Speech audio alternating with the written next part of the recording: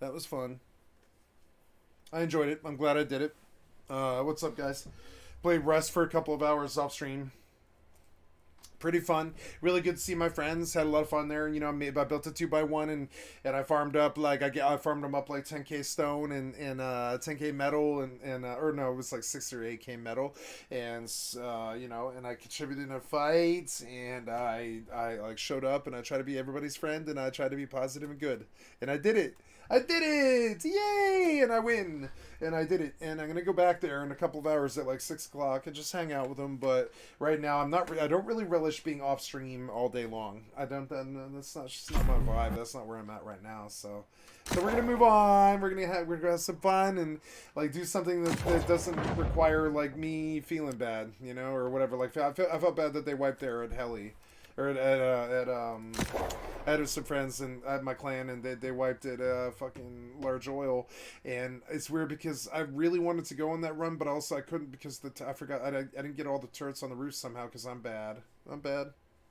I'll admit it. I'm bad. I'm bad at Rust. I'm just bad. I forgot. There's always some one thing I forget or something I do wrong or something. I'm just not perfect at it.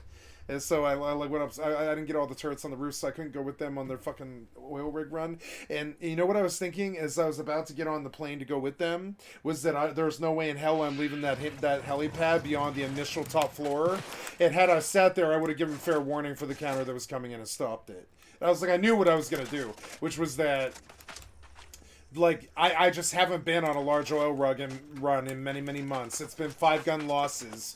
5-6 gun losses for like 6 months now. They always come. There's a whole like under shit layer of people on busy servers and stuff where like that's all they do. They watch the camera, they look for people landing on large oil, and they spring the trap because the counter has a better chance now, I think, than the people defending large oil. If you slip up and you somehow get on it, like, you know, because the investment's low. They bring 2 sets in a heli, and if they kill 5 people, they see 5 people running around there. They're like, oh my god, what if we kill all these people?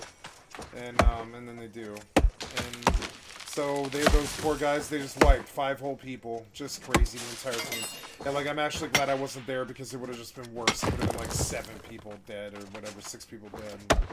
I feel bad for them, but I mean, like, that's the Rust. That's what you signed up for. That's the negativity, that's the, you know, that's the, like, they don't care that you're running a 5-man and trying to have fun with your homies on a Saturday. They just show up and fucking stomp your ass, you know? Fucking stomp your ass. They show up and stomp you. They show up and stomp your ass because they're better at the game than you. There's always somebody on every server who's really the no-lifer, who has like 8,000 hours and stuff, and it's always the guy who counters you at oil because that's the only thing that, you know, that's the only thing that he wants to do. The only thing he finds fun anymore is countering oil. I know because they come every single time. They fucking come. Like these days, I wouldn't do large oil without a lookout on fucking heli calling out for big time, you know? And tactically, I probably felt like I probably could have led that better. I should have led it. I should have been like, Zelly, stay on the fucking roof, you know? And warn us, like her paranoia, it's super powered. It's super good. It's like really good. It's like a lady's distrust of a bad situation. It's stronger than all those little kids, you know?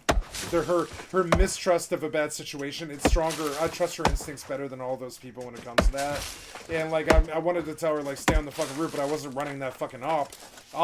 Nobody was. And I would have been like, let the little raptors run downstairs to the 2nd floor and back, and let them wipe the whole floor and have their experience and stuff. But you don't fucking leave the mini helipad, not really. Not until the heavies are being fought.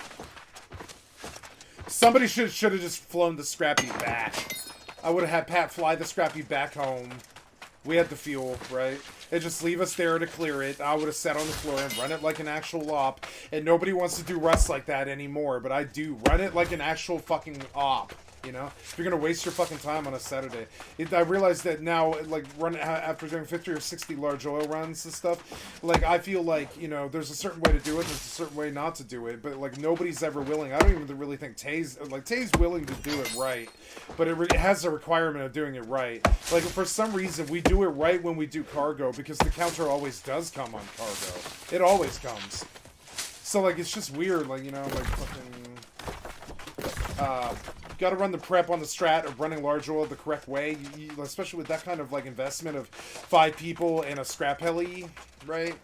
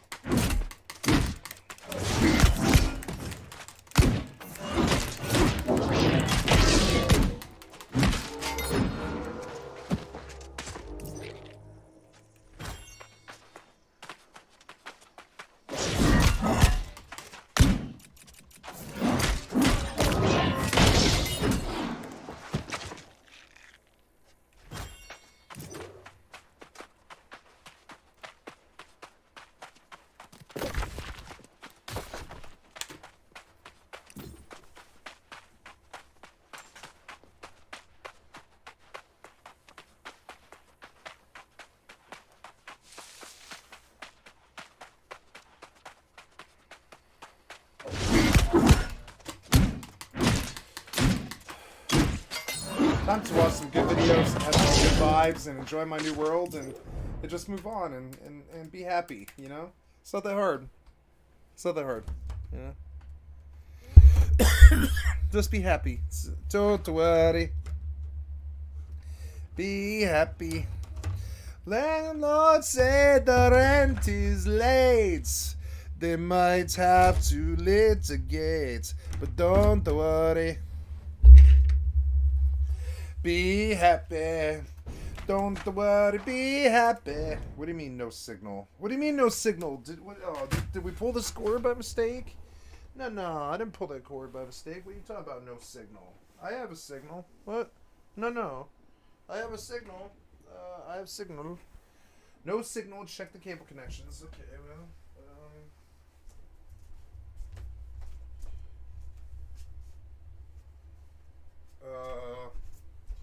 no signal?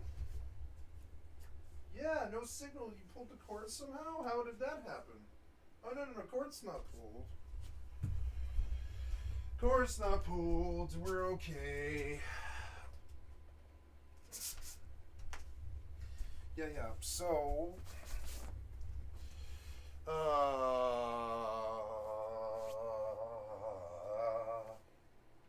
I don't see why you would have an issue. Your cord is intact. So, oh, hey, there we go. You just got joggled, I guess. So there we go. We're cool. Okay, who has served the most time? Ex-cons ranked themselves. Oh, God. Come on, man. This stupid-ass shit. Do not miss. Leveling has never been this easy. They were also in the 30 to 40 range. Get rich quick scheme. Everything is broke except our bank accounts. The end of Jeffree Star and Shane Dawson. Yeah, like, so, like, where am I in that series right now? I'm done with the second one.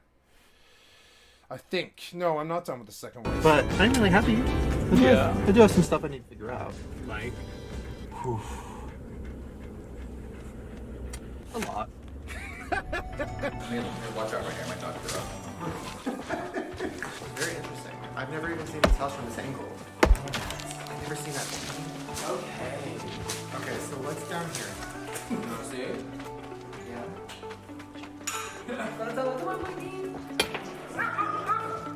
Right now. Come on, baby, let's go. Come on, sir. Shut up.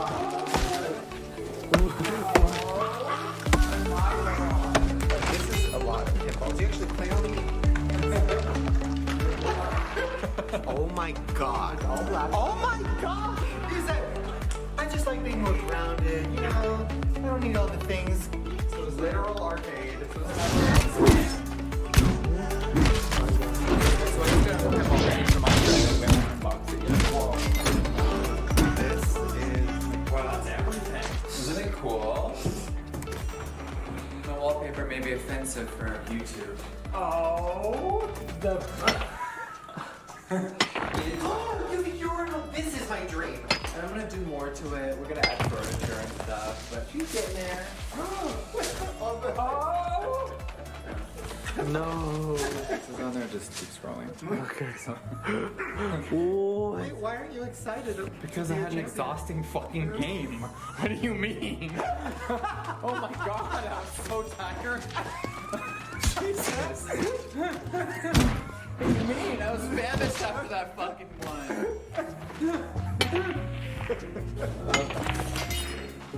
Whoa. You and Violet like tequila? Yeah. Maybe I'll have to try it later. Yeah, what is it gonna take for you to get drunk? Never. Never. Never. Never mind, bitch.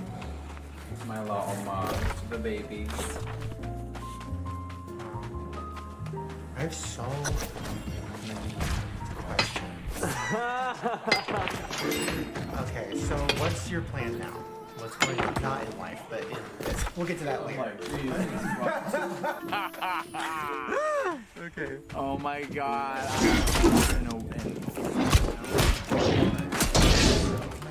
This is a reveal. I've been waiting 2 years for this. But today, somebody's coming. My new social media girl, Jacqueline's coming, doing the TikTok stuff.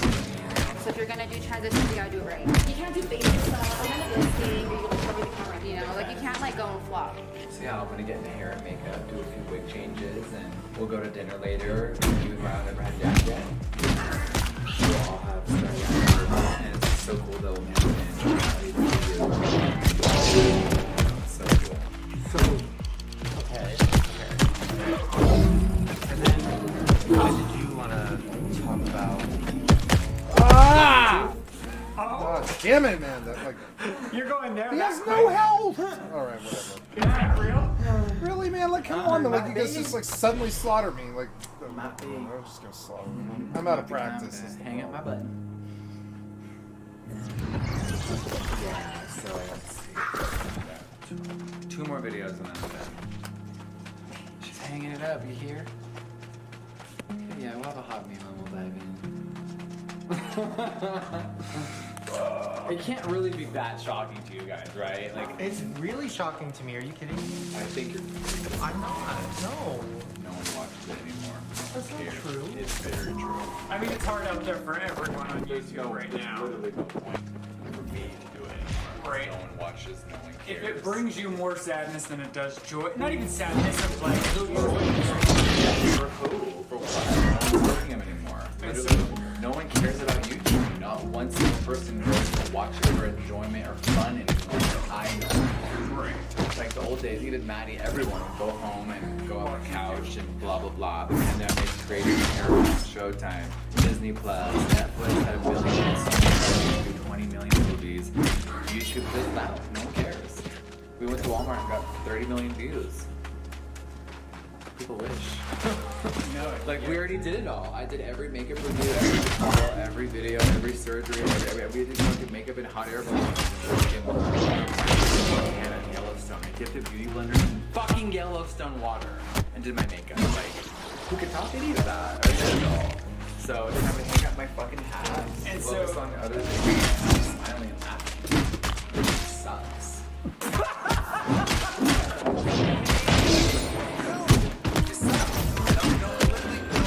Anymore. You were wasting our fucking time. And so, We are. Summertime, summertime, love's in its prime. Summertime, summertime, everything's just fine. Who are you counting on?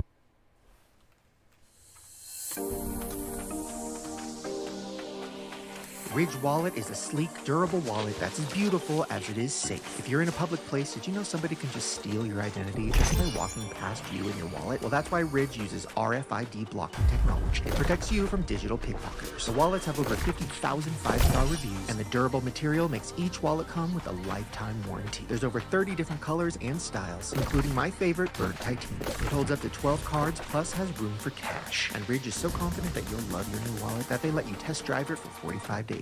And if you don't love it, you can send it back for a full refund. So go to ridge.com/Shane and save up to 40% until December 22nd. It's a perfect gift for your dad or anybody else in your family that wants to stay safe. Thank you so much to Ridge Wallet for sponsoring this episode, and make sure to get yours today.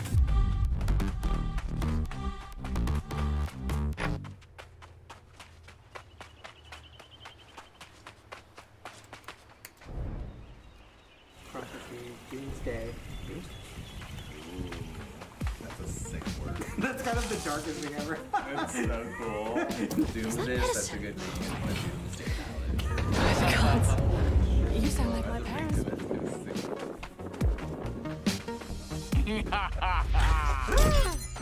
Oh my god, I haven't seen this in what, 2 years now? 2020. Oh my god, are they all shattered? So here, oh, our lives or the palette? No, our lives are the palette. Alright, let's see it for real. This is like the reveal. I've been waiting 2 years for this, except that it's not coming up. Okay, here's the Doomsday palette.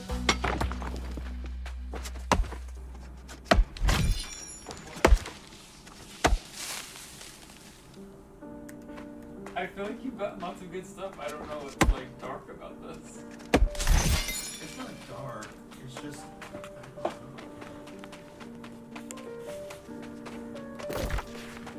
It's just sad. Personally, or for Jeffrey, or what? I mean, I'm happy that he's happy. I'm sad about him being so negative about it.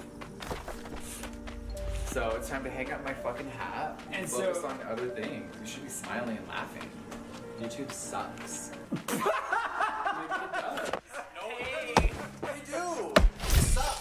No, literally no one's clicking anymore. You were wasting our fucking time. And so We are. You feel TikToks and Reels and stuff aren't, and are you They're feeling? the only thing that gets views. You post a normal photo on Instagram, they bury it. It isn't about being canceled and not being popular enough anymore. We already did it all. So it's like, okay, well, we're still us. We're not irrelevant. It's just how you navigate in a new world. And Reels and TikToks are the only views. You do a photo, and the likes are so horrendous. You do a fucking 5 million views. Well, only 800K clicked my last video, and no one fucking cares. So it isn't like, oh, we're not getting any views anymore, so you're gonna stop uploading?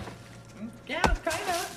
But it's also not, it's not fun anymore. They took the fun out by making me the fucking villain. So when you were like, you really never drank, like, I think you're kidding, maybe you weren't, but like, thank you. Thank you. Me holding this, Shane? We're not doing this. Shane. Really? Two documentaries later, we're not doing this. Not still? Not sip? Let me turn off Avatar. Okay, how about if you get really drunk, I'll get really high for the first time. Actually, it's that idea. Like that guy that did the video trying to debunk everything that I am as a human. People believed it. Your grandma's really not 100 blah blah blah. You lied about her age. No, I rounded up her age for one video. But it was in that moment of everything we did or breathed or did anything wrong, it was like turned into the most massive thing on the planet because it tried to use attention and money. Yet my grandma is 105. I still have never drank. Well, you tweeted with the whiskey bottle in 2011 because that's what I did for attention. I still have never drank. So it's just everyone sucked the fun out of it and made me a piece. They made me like I was a piece of shit, and I know I'm not. So why am I gonna be on a platform where people think I'm a piece of shit? Yo. That's not happy, actually. So I can't do it. Bye. This is my last Alright, video. bye. Never See have ya. Time to Jenna Marbles. See ya. Something else. I'm just so. I like when I hear that certain big streamers are leaving because I'm like, good, leave room for the others. I want their audience. You know? It sucks. Like, that's, like, I want their audience. I don't care. I know that I only have got one viewer right now, and I'm delusional. But I don't care. I believe in myself, and after 10 years, you'll understand. I think longevity is what keeps you here, and I think if you play games with your popularity, and if you don't supply something all day long, every day, and empower your people, and you provide something like entertainment all day, you know, then, you know, you aren't really a member of the society. You aren't really I'm sorry, not society, but you are a member of that scene. You aren't out there trying to entertain people no matter what. Like, it doesn't really matter, you know.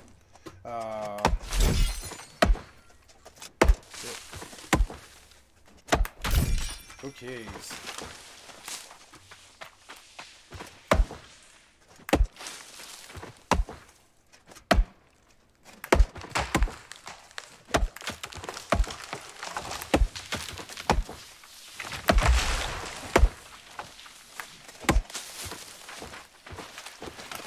And so I no, but they're not in my genre. These aren't gamers.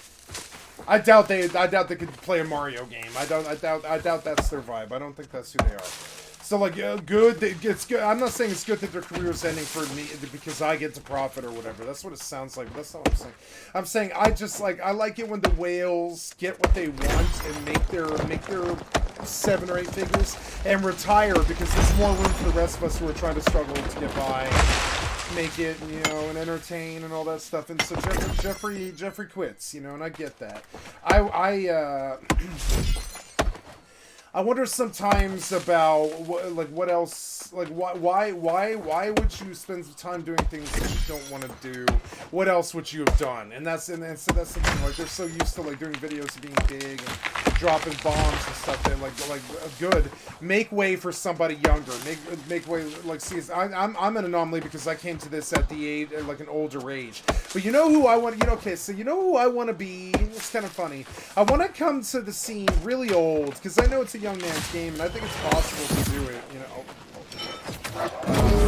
You know, I think it's possible to do. Oh yeah, you want to get in the range fight? You can get a range fight, sure. Good fight. Big fight. Oh.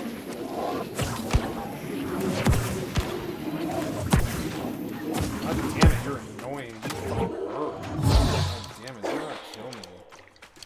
Annoying as hell.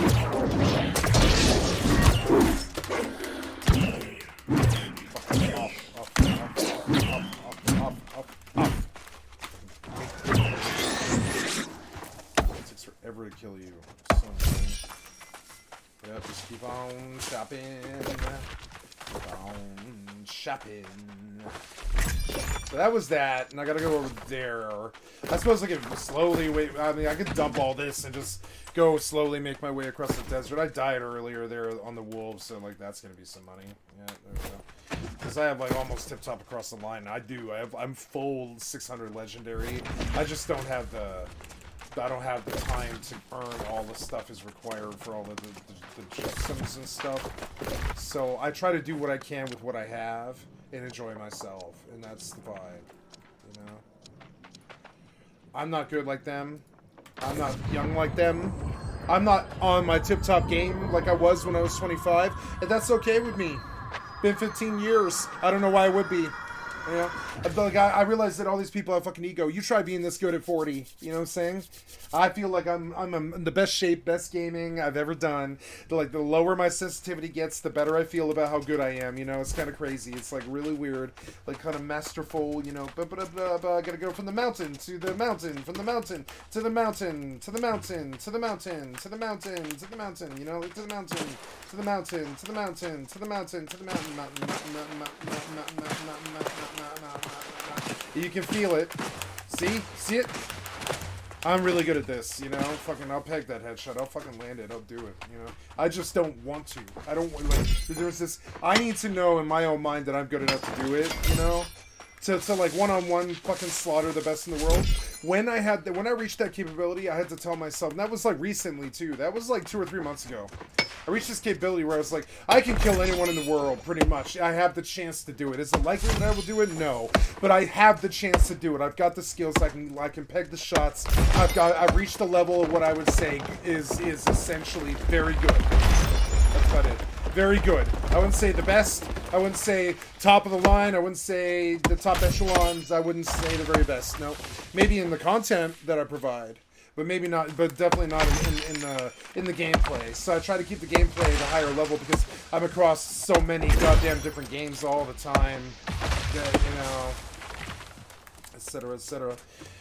It's good when they leave. It's good when the whales grow up, take a shit on the world, and win, and drop their bomb, and like blow up the world, and take their little piece of the cultural pie and stuff, make their money, you know, their nice 7, 8, I think 7 or 8 figures is, you know, 8 figures is acceptable. I would say Shane probably made about 8 figures, I would say, and Jeffrey made 9.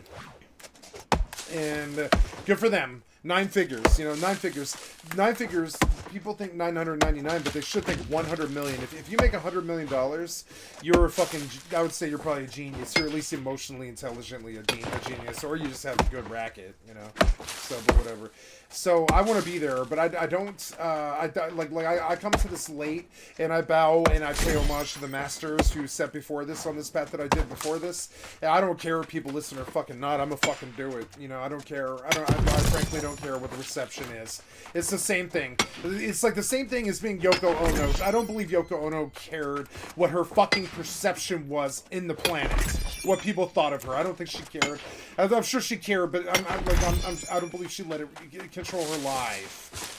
And she knew that John loved her and all this stuff. And it reminds me of that's what matters. In the end, he was hugging her at the end of most of those days until he was shot. You know, he was there with her. There was times when he strayed, but he was with her. He loved her. He was there. That was her. That was his wife. And like, I don't know. It's just weird. Like, you know, if Yoko Ono can live through the public maelstrom, I believe I can, you know.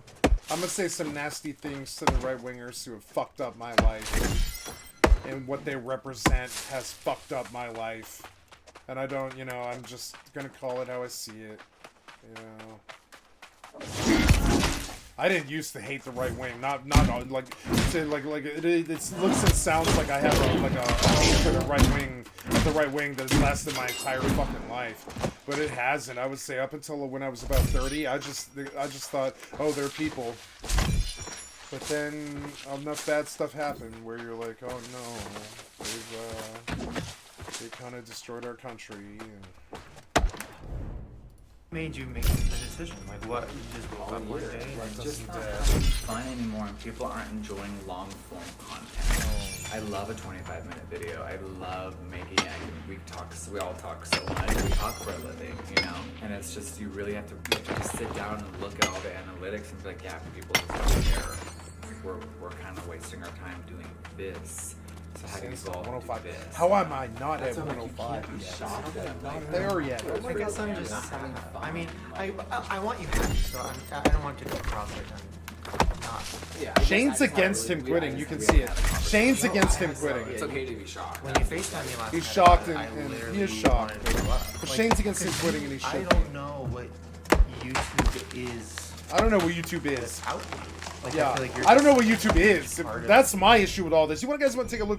Like, okay, I'm not a famous streamer. Maybe one day I'll be there. I'll talk and I'll try and get your attention and fucking get your attention, get you fucking entertained and get you taken care of. You know, that's what my vibe is. So, and I'll talk sometimes about this. I don't know what YouTube is. I don't think they know what YouTube is. Like they took it a step further and said without you. But see, without you's part of it, and I agree with him when he says without you. I know why he says it, and it's a good little moment, but trust me, you need to stop that sentence that you don't know what YouTube is. You make YouTube. That's why it's called YouTube. You make up what YouTube is. You don't tell the world, you know, you don't tell the world what YouTube's gonna be. You don't tell what the lady who runs YouTube or whoever it is, like she doesn't tell the world what YouTube's gonna be. She just waits for people to post. There's no ifs, ands, or buts, or like kind of like they can control the content around hate speech and stuff like that, but that's about the best they can do. They can't control what the content becomes, what's popular, what's dropping bombs and what's not, what's moving, what's shaking, what's all gas no brakes, all. You know, like you know, it's all gas, no brakes for that stuff. It just moves forward. What's the content today? What does it become? You know, what does it become? And so when they say without you, I think they took a step further than they need to say. And this is the philosophic moment that they missed here. You would pause it right there, and you would say, you don't know what YouTube is. You don't know what YouTube is. There's no definition for it. It's I guess you could say it's videos posted online.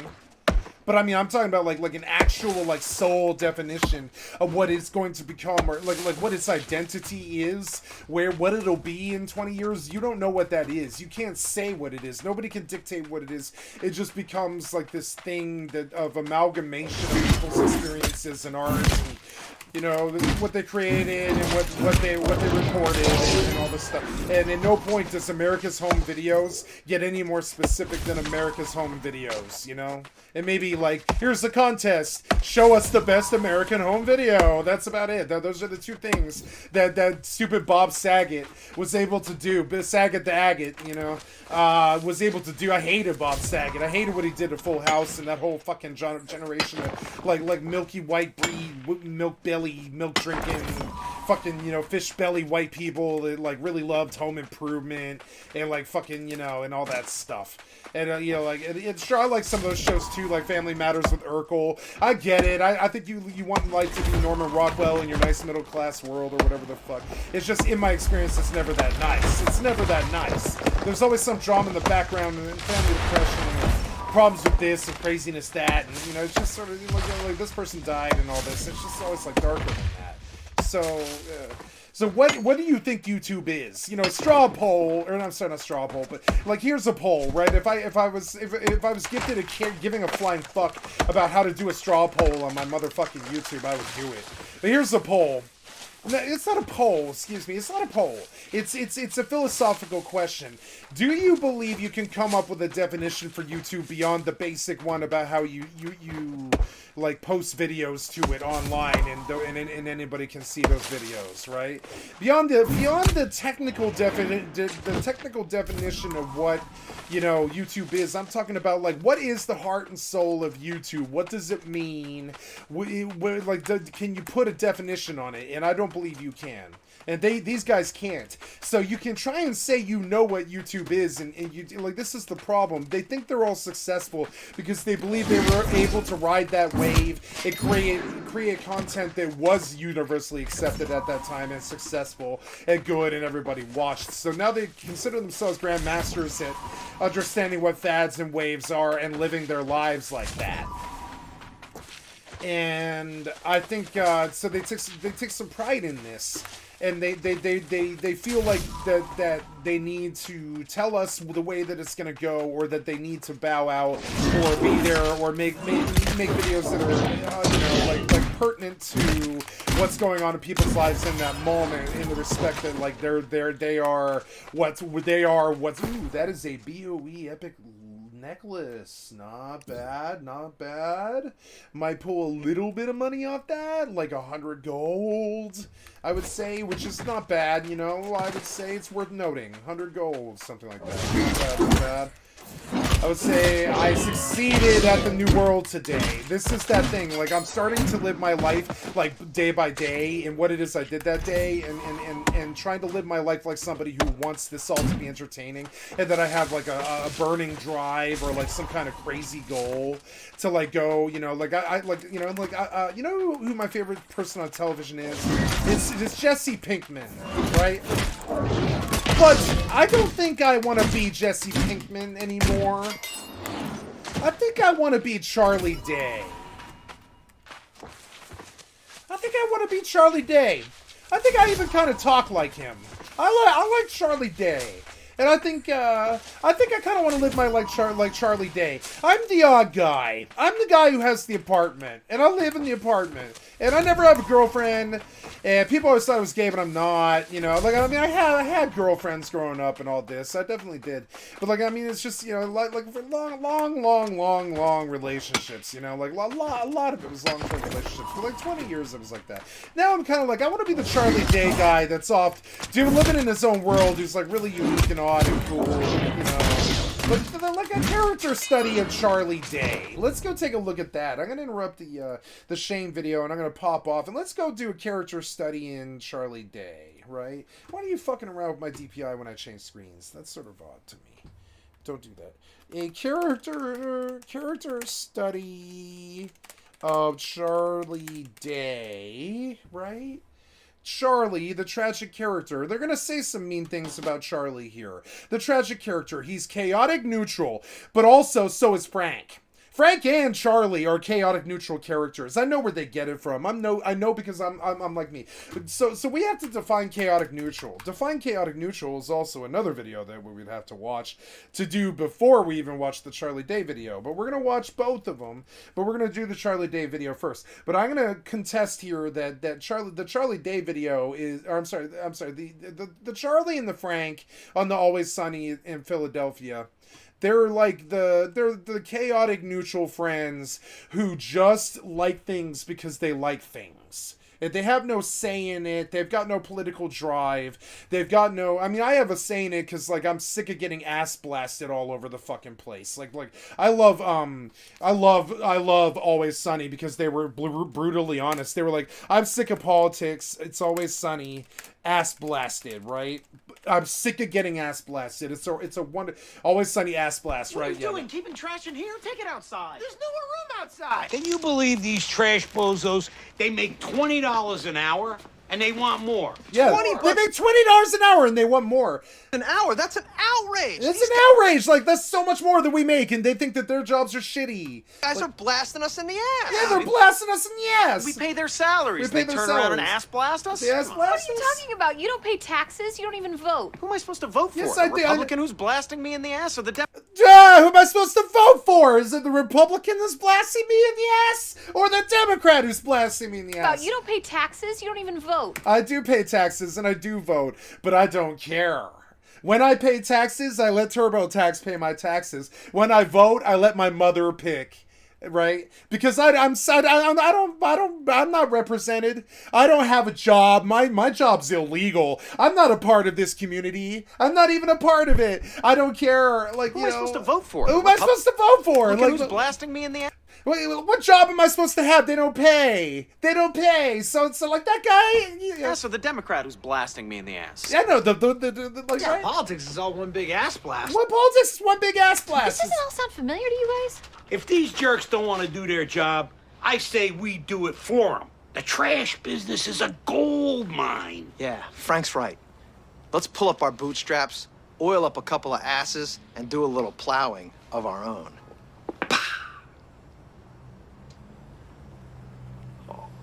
Not gay sex. Oh, okay. Okay. Yeah. That seemed no. like... What are you talking about? We're gonna solve the trash crisis. Oh! All of this. I've heard all of this before. No? Shut up, bird.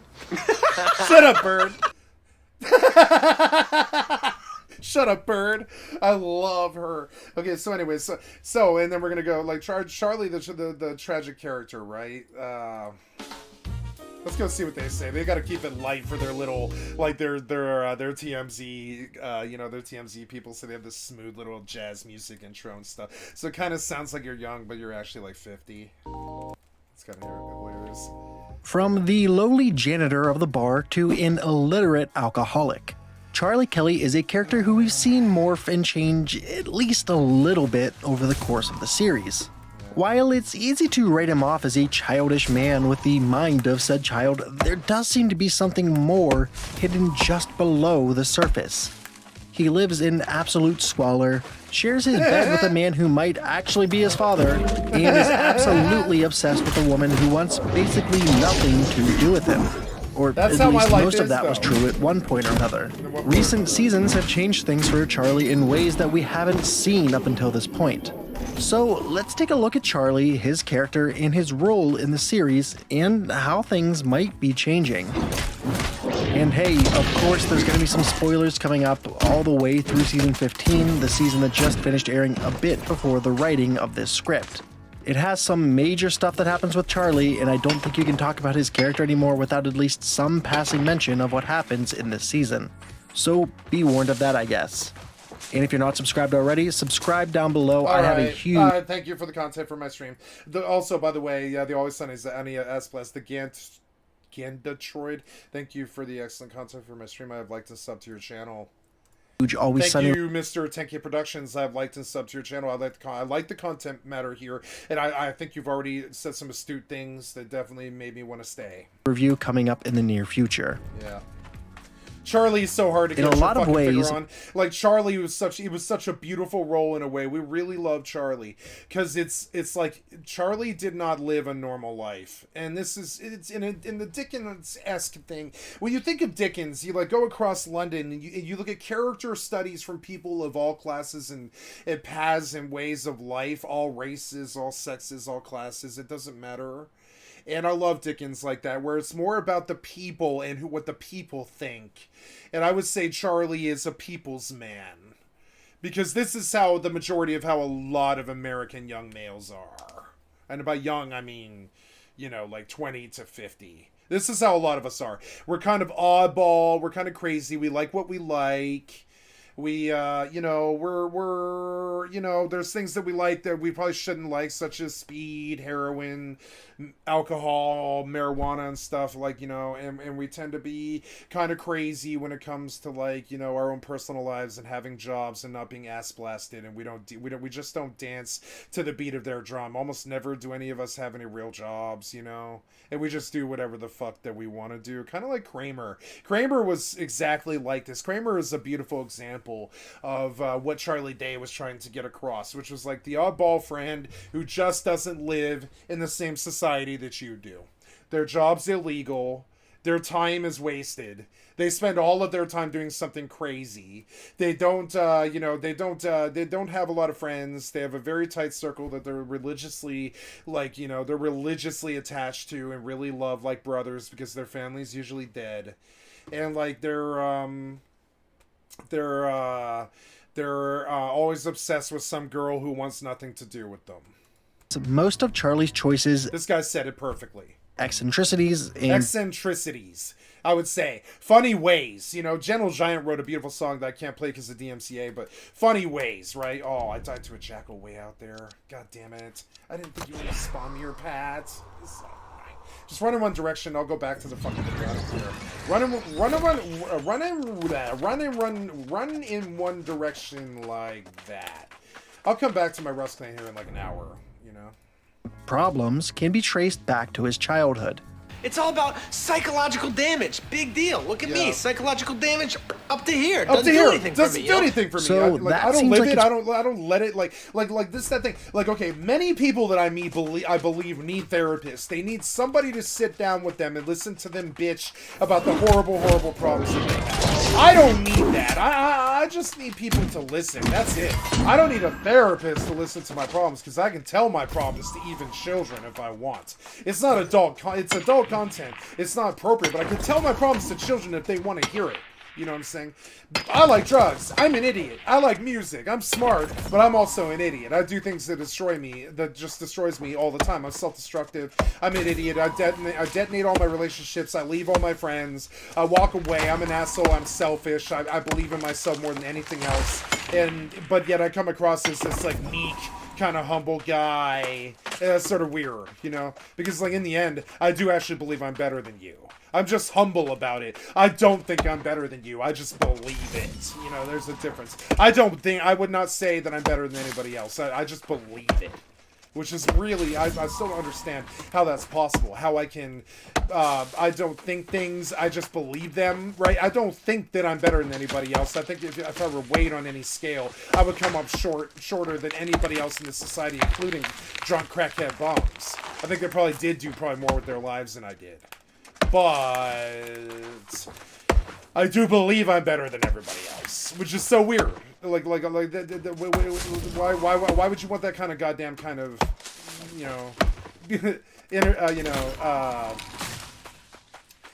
contradiction? Why would you want a self-fulfilling prophecy like that, where you don't believe? I'm sorry, you believe that you're better than everybody else, but you don't think that you are.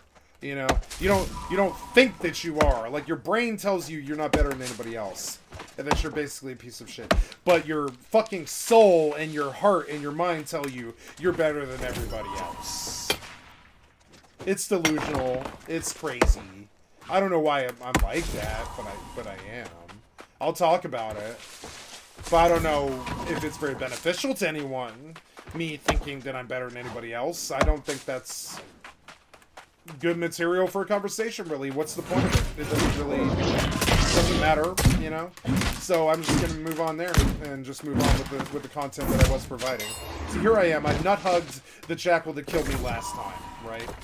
We gotta go to somewhere safer, like the rocks, right? And I'm gonna go AFK and watch this video, and I'm gonna kick some ass in this fucking monument. Then I'm gonna go log on WoW, and I'm gonna do more goddamn Moss stuff since I'm off cooldown. And then eventually dinner. I know what my life's gonna be. I love that. I did not know what my life was gonna be for like 25 fucking years, 30. It was like 30 years. I didn't know what my life was gonna be past the age of 10. I really didn't know. I mean, I didn't know. It's nice to know what it's gonna be, you know? I would say. So, it's probably the best place for us to start. Charlie's childhood was very much one of highs and lows. Unlike basically every other character in the main cast, Charlie's mother was incredibly loving and supportive of him. Sound familiar? Loving and caring probably to a fault. But despite how much she wanted to do for her son, she was, at the end of the day, a prostitute. Because of her proclivities and her work, Charlie grew up not knowing who his father was. But that doesn't mean Charlie was without any older male influences. He obviously watched a lot of TV. There was a very quick rotating door of men at the house to see his mother, and there was, of course, Uncle Jack. Okay, so let's just kind of say it. Charlie seems to have suffered some kind of abuse when he was a kid. We know that Uncle Jack was living with Charlie and his mom for at least a bit, so yeah. While Charlie himself is adamant that nothing happened, we know that Uncle Jack at least tried. And a child living in a situation where they have to be constantly wary isn't exactly conducive for a healthy childhood. While dealing with all of that, Charlie was also introduced to his first true love, inhalants. Hey, check it out. You just had yourself a glue OD, and those are pretty regular in my life, so you learned another lesson. Okay. Don't do too much glue, or your night sucks. While the many Santa Clauses were busy with Charlie's mother, they would routinely give Charlie gifts, like glue and alcohol. And Charlie, the curious child he was, began drinking and huffing glue. Doing these drugs consistently can lead to some pretty nasty results. Long term, it can lead to seizures, lung damage, kidney damage, liver damage, and brain damage. It really does mess up your body. Don't do that. But that could certainly explain a lot of Charlie's developmental problems. He literally cannot put something together because his brain has been heavily damaged by years of drug and alcohol abuse. That would certainly explain why he can't read. He was young enough that it really affected his ability to learn and subsequently his development from this point onward. But strangely, during all of this, Charlie did have one friend who was able to talk with him and who was even able to teach him an entirely new language. His pen pal, Shelley Kelly. You see, we find out in the latest season that Shelley Kelly, who lives in Ireland and is a cheesemonger, was Charlie's pen pal during his entire childhood, and actually somehow taught him to both read and speak Gaelic. But the biggest reveal from this season is that Shelley Kelly is actually Charlie's real father. And Charlie didn't find this out until he was well into his adult life when he went to Ireland with the rest of the gang in season 15. We'll talk about that in a bit. So that's kind of where Charlie is in the beginning of the series. But it isn't until season 2 that we start to see some changes really take place in Charlie's life. The biggest thing is obviously when Frank becomes part of the gang. Frank was always part of the gang. Frank falls in love with Charlie's vagabond lifestyle, and Frank decides to move in with Charlie. And the two develop a really weird codependent relationship. Frank immediately has a connection with Charlie that he never really seemed to have with any of the other members of the gang. That, of course, includes the two that he raised as his children. For about 13 seasons or so, it's very heavily implied that Frank is actually Charlie's father. For a while, Charlie seems hell-bent on actually proving that Frank's his father, or at least having him admit to it. That, of course, never happens. But we do see Charlie with the first older male role model, with role model in heavy quotations, who really does seem to care about and want to be around him. Frank, for all of his flaws and addictions, really does care more for Charlie than anyone else. He's more upset when he thinks that Charlie has died than when his ex-wife died. The two are very heavily connected, and honestly, for the first time, I think Charlie feels like he really has someone in his life who can be his family. That's why Charlie is so overly defensive when it comes to Frank. When Frank moves out, Charlie goes off the rails a bit to try and get him to move back. And just about any other change to the status quo that he's managed to carve out for himself is met with a similar reaction. Fast forward to the second half of season 15.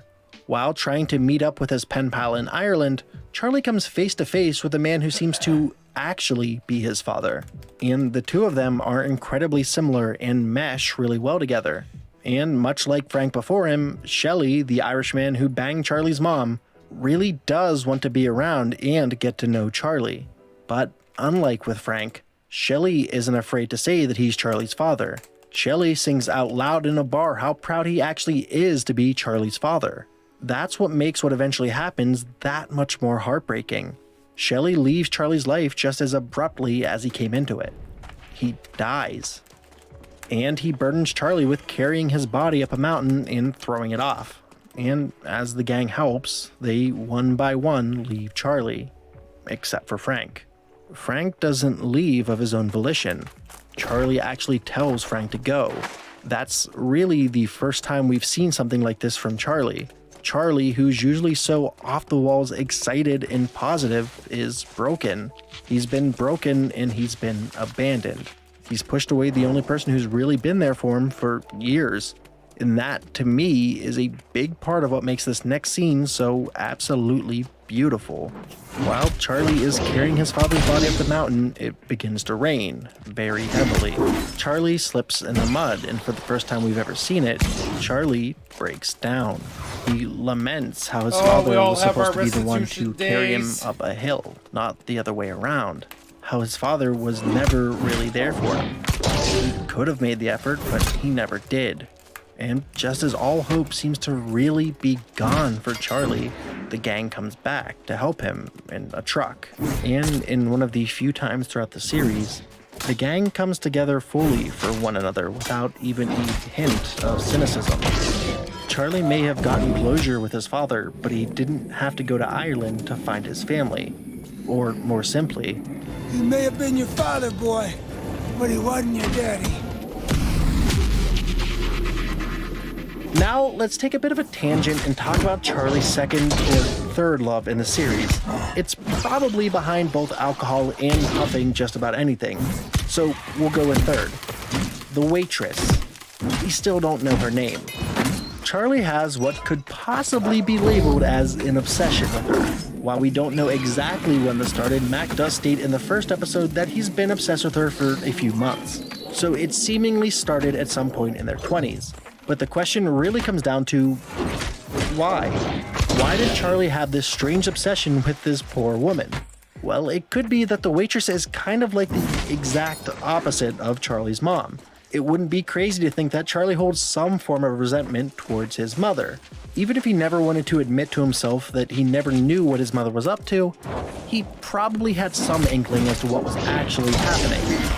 But what's weird is that when you start to think about it, the waitress is kind of the exact opposite of all of his childhood trauma. While Charlie's mother was docile and let people walk all over her, the waitress isn't afraid to tell people off. And the fact that she shuts down all of Charlie's advances makes her that much more alluring to him, to someone who watched his mother have literally no standards. But the waitress is still an alcoholic, so Charlie feels like he might have something he can help her with. And in fact, the waitress's life does seem to spiral when Charlie isn't actively doing all the weird, helpful, creepy things that he does for her in the background. So then, after many, many seasons of Charlie's love being fully unrequited, the two of them actually do get together. And that's how they ended that season, with Charlie and the waitress deciding to try and have a child together. But the next season, when we see that they're still together, Charlie seems to be over her. It could be that after the two of them are together, the waitress no longer represents everything that his mother wasn't, because she wants to spend time with him, seems to care about him, and he's now seen her do the horizontal monster mash. I mean, he did see it earlier, but that's just that weird low angle that Dennis likes to use. Now, with all the information we need about Charlie, let's take a step back and look at his magnum opus, The Nightman Cometh. which is very obviously a parallel for his life.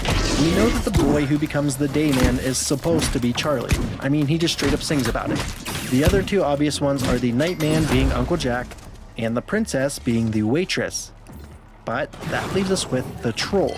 The troll who takes his toll and allows the Nightman access to the boy. That's Charlie's mother. She took rent from Uncle Jack and let him stay in her house. Even if she didn't know what was happening, Charlie still holds resentment towards her for it. The story is about Charlie breaking his way out of the darkness, becoming the Dayman, and probably working through some deep-rooted resentment towards the rest of his family. Charlie truly has become the Dayman. Despite everything he's been through, he's generally the most positive member of the group. It may be his ignorance shielding him from the realities of a lot of different things, but I like to believe that Charlie anymore just looks for the best in people and in situations. Even if he is a fairly dangerous person who's ready to kidnap a man or smash some stuff up with a hammer. But anyways, this has been 10K Bill, and thanks for watching. If you like this video, comment down below if you'd like to see me do more content like it. Follow me on Twitter at 10K Bill to stay up to date on everything I'm working on. Support us on our Patreon if you like this show and want to see more like it. With me, you threaten my family or any of that other stuff, I'll fucking kill you. Like, bitch, I'ma kill you. Not like that, more like about you fuck with me or my family, I'll fucking kill you. Sorry. I mean, like, I'm fairly dangerous like that. We all know it. That's why I stay away. You know.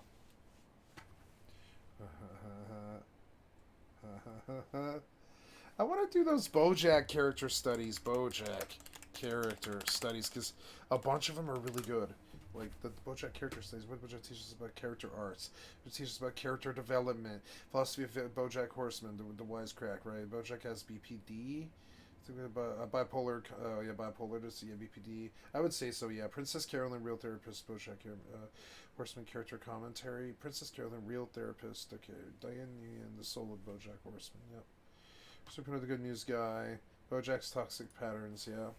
Xerox of a Xerox is a heavy and revelatory episode of BoJack Horseman, and unsurprisingly, it can be polarizing. BoJack deals with the fallout of some of the worst things he's ever done coming to light in the public eye, and does his best to damage control the situation. But as this damage control succeeds, and the public view of BoJack improves, he starts to fall back into some of his old toxic tendencies, which would ultimately prove to be his downfall. Alongside the revelations in this episode come one of the final crossroads in our journey with BoJack, a crossroads where much of the audience decided to take different paths. This episode represents that final peak in our journey with BoJack, before he plummets back down into a valley of addiction and abuse. The beginning of Xerox of a Xerox shows BoJack and those closest to him preparing for his interview with Biscuits Braxby. The situation is carefully and meticulously choreographed to help BoJack. Even Biscuits is in on this. They get the old Filbert set out of storage to make it look like BoJack's house. BoJack's mannerisms and answers are coached and coordinated. The questions being asked will be softballed. The interview is marketed as the real story of the last days of Sarah Lynn. It's presented as though it will be raw, truthful, and revelatory. It will show the real BoJack Horseman, warts and all. But the reality is, this is not what this interview was ever meant to be. As we established, it was all meticulously coordinated to help BoJack. Even the fact that they're faking that they're in BoJack's home is beautifully representative of the hypocrisy of this fluff piece. Because we want the intimacy and vulnerability of your home. You're saying, this is me, no more lies. The first interview does BoJack a lot of favors, but it doesn't tell the whole story. He reveals information that wasn't publicly known, but obviously not the entire truth. You can even tell from his mannerisms, the way he answers these questions. He is struggling to talk around the whole truth. Sarah Lynn dying was part of that decision. It was part of it, yes. I made a lot of mistakes. I think in this entire first interview, there's really only one sequence where BoJack is fully and honestly truthful, where he's speaking from the heart and not trying to navigate around all of his own mistakes with his answers. That's the titular Xerox of a Xerox speech. BoJack says he came from a broken home and that he felt like his entire life was an acting job. Doing an impression of the people I saw on television, which was just the projection of a bunch of equally screwed up writers and actors. I think this is an honest and truthful statement. I felt like a Xerox of a Xerox of a person, you know what I mean? We know that Bojack's home was broken. We know that his father and mother both horribly mistreated him. His father forced him to drink at a young age, and his mother especially instilled in him this need to perform. These become Bojack's coping mechanisms, and we see that in flashbacks and throughout his life. Like at this party when Bojack gets drunk and starts making fun of his classmate. The performance got a huge laugh out of his friends, but it was a shitty and toxic thing to do to someone who was actually really nice to him. Even his success on Horsing Around manipulated how he presented himself. In my experience, people really find themselves in their 20s, and Bojack's development was stunted because of his massive success. We see how much of these sitcom tropes and worldviews were ingrained in Bojack, and how that didn't translate to real life. So while I do think Bojack's Xerox of a Xerox speech is honest, it's also, sadly, something he is still perpetuating with this very interview. For most of this interview, Bojack isn't being honest and truthful. He's walking a metaphorical tightrope to maintain his public image. He's been fully coached. His behaviors and environment have been manipulated. His performance is a Xerox of other popular celebrities who have gone through similar situations, and then that information has been Xeroxed again by his publicists and agents to ensure that Bojack comes out looking good. It was never meant to be real or honest. Bojack's attitude post-interview shows exactly how disingenuous he was being. He and Princess Carolyn walk out of the stage and Bojack is celebrating the fact that he nailed it. He isn't acting like he just went through a raw, real emotional interview that resurfaced some of his darkest memories. When she brought up Sarah Lynn's mother, she was setting me up to throw her under the bus, but then I said, I'm sorry? I mean, that was a sweet move, yeah? He's actually just celebrating his performance. This isn't the attitude of someone who feels the relief of getting the truth off of his shoulders. It's the attitude of someone who has potentially escaped near cancellation. As you might expect, the first interview was a huge success. Bojack is beloved again. People empathize with him. The press is overwhelmingly positive, and the network ratings were sky high. He's rehabilitated his image in a single evening. He's even given his teaching job back. He could go return to his comfortable, secluded, non-celebrity life. But Bojack basically suffers a relapse, not in his physical addictions to drugs or alcohol, but in his psychological addiction to fame and success. He revels in the positive attention he's once again being given. Listen, I'm ready to move on and go back to Connecticut. But it does feel good to be part of the conversation again. Pinky asks Bojack to do a second interview since the ratings essentially saved their network. These boosts to Bojack's ego get the better of him and he takes it too far. Despite Princess Carolyn's rightful objections, Bojack wants to do the interview. This clip perfectly represents the problem with Bojack's attitude and the mental gymnastics he uses to justify putting himself back on that stage. And if my openness and candor about addiction is helping people, then I'm kind of a dick if I don't do another interview, right? And of course this would all come back to haunt him as the real, raw, emotional interview the world was promised was actually coming up shortly. But the first interview wasn't without some fallout. People like Paige Sinclair and Dr. Champ didn't take kindly to the soft-balled interview that left Bojack looking like the victim. And while it's definitely possible that the information they had on Bojack could have come out even without a second interview, it wouldn't have nearly been as effective in swaying public opinion as the second sit-down with Biscuits Braxby. Armed with a fuller picture of Bojack's toxic history, Biscuits delivers an actual hard-hitting interview with Bojack, confronting him with parts of his past he wasn't expecting to talk about, including things that we as the audience were unaware of. The biggest of these is of course the damning revelation that Bojack not only carefully called himself from Sarah Lynn's phone to lie to the police, but he waited 17 minutes to call an ambulance to come and get her. Sarah Lynn would end up dying at the hospital, and we as the audience are forever left with the haunting question: could Bojack have saved Sarah Lynn if he wasn't so selfish? Biscuits then starts to lay out some of the things we do know about Bojack, and while we as the audience have seen these things played out from Bojack's perspective over the course of many, many episodes, laying every single thing out in a row does paint an important picture. I've seen a lot of fans of this show talk about how dirty this was of Biscuits, how it was wrong and manipulated the truth, but I think they're really missing the point, especially given the context of the situation. Biscuits is a journalist, and she was presented with credible allegations that paint a troubling pattern. To ignore this pattern would have been legitimately immoral. Now, we as the audience, of course, have a fuller picture of some of these things because this show literally follows Bojack. But we cannot and should not expect other characters to have the same picture we do. We know, for instance, that an accusation like this Did you help a teen mom sneak out of rehab and take her to a high school party? Isn't fully accurate because we saw exactly what went down. We know that Bojack was actually trying to help Jameson, but we also know that accusations like this Did you take a high school girl to her prom? That was a family friend. actually are much worse than Biscuits knows. It's a double-edged sword. And though we also recognize that Bojack's power differential in his hookups and relationships might have what been do you want? subconscious, we have to recognize that they exist, and that Bojack has not done himself any favors when exercising the power he holds over people. But I think that the actual most important thing about this second interview with Braxby, and the thing that made the biggest difference in the eyes of the public, was Bojack's behavior.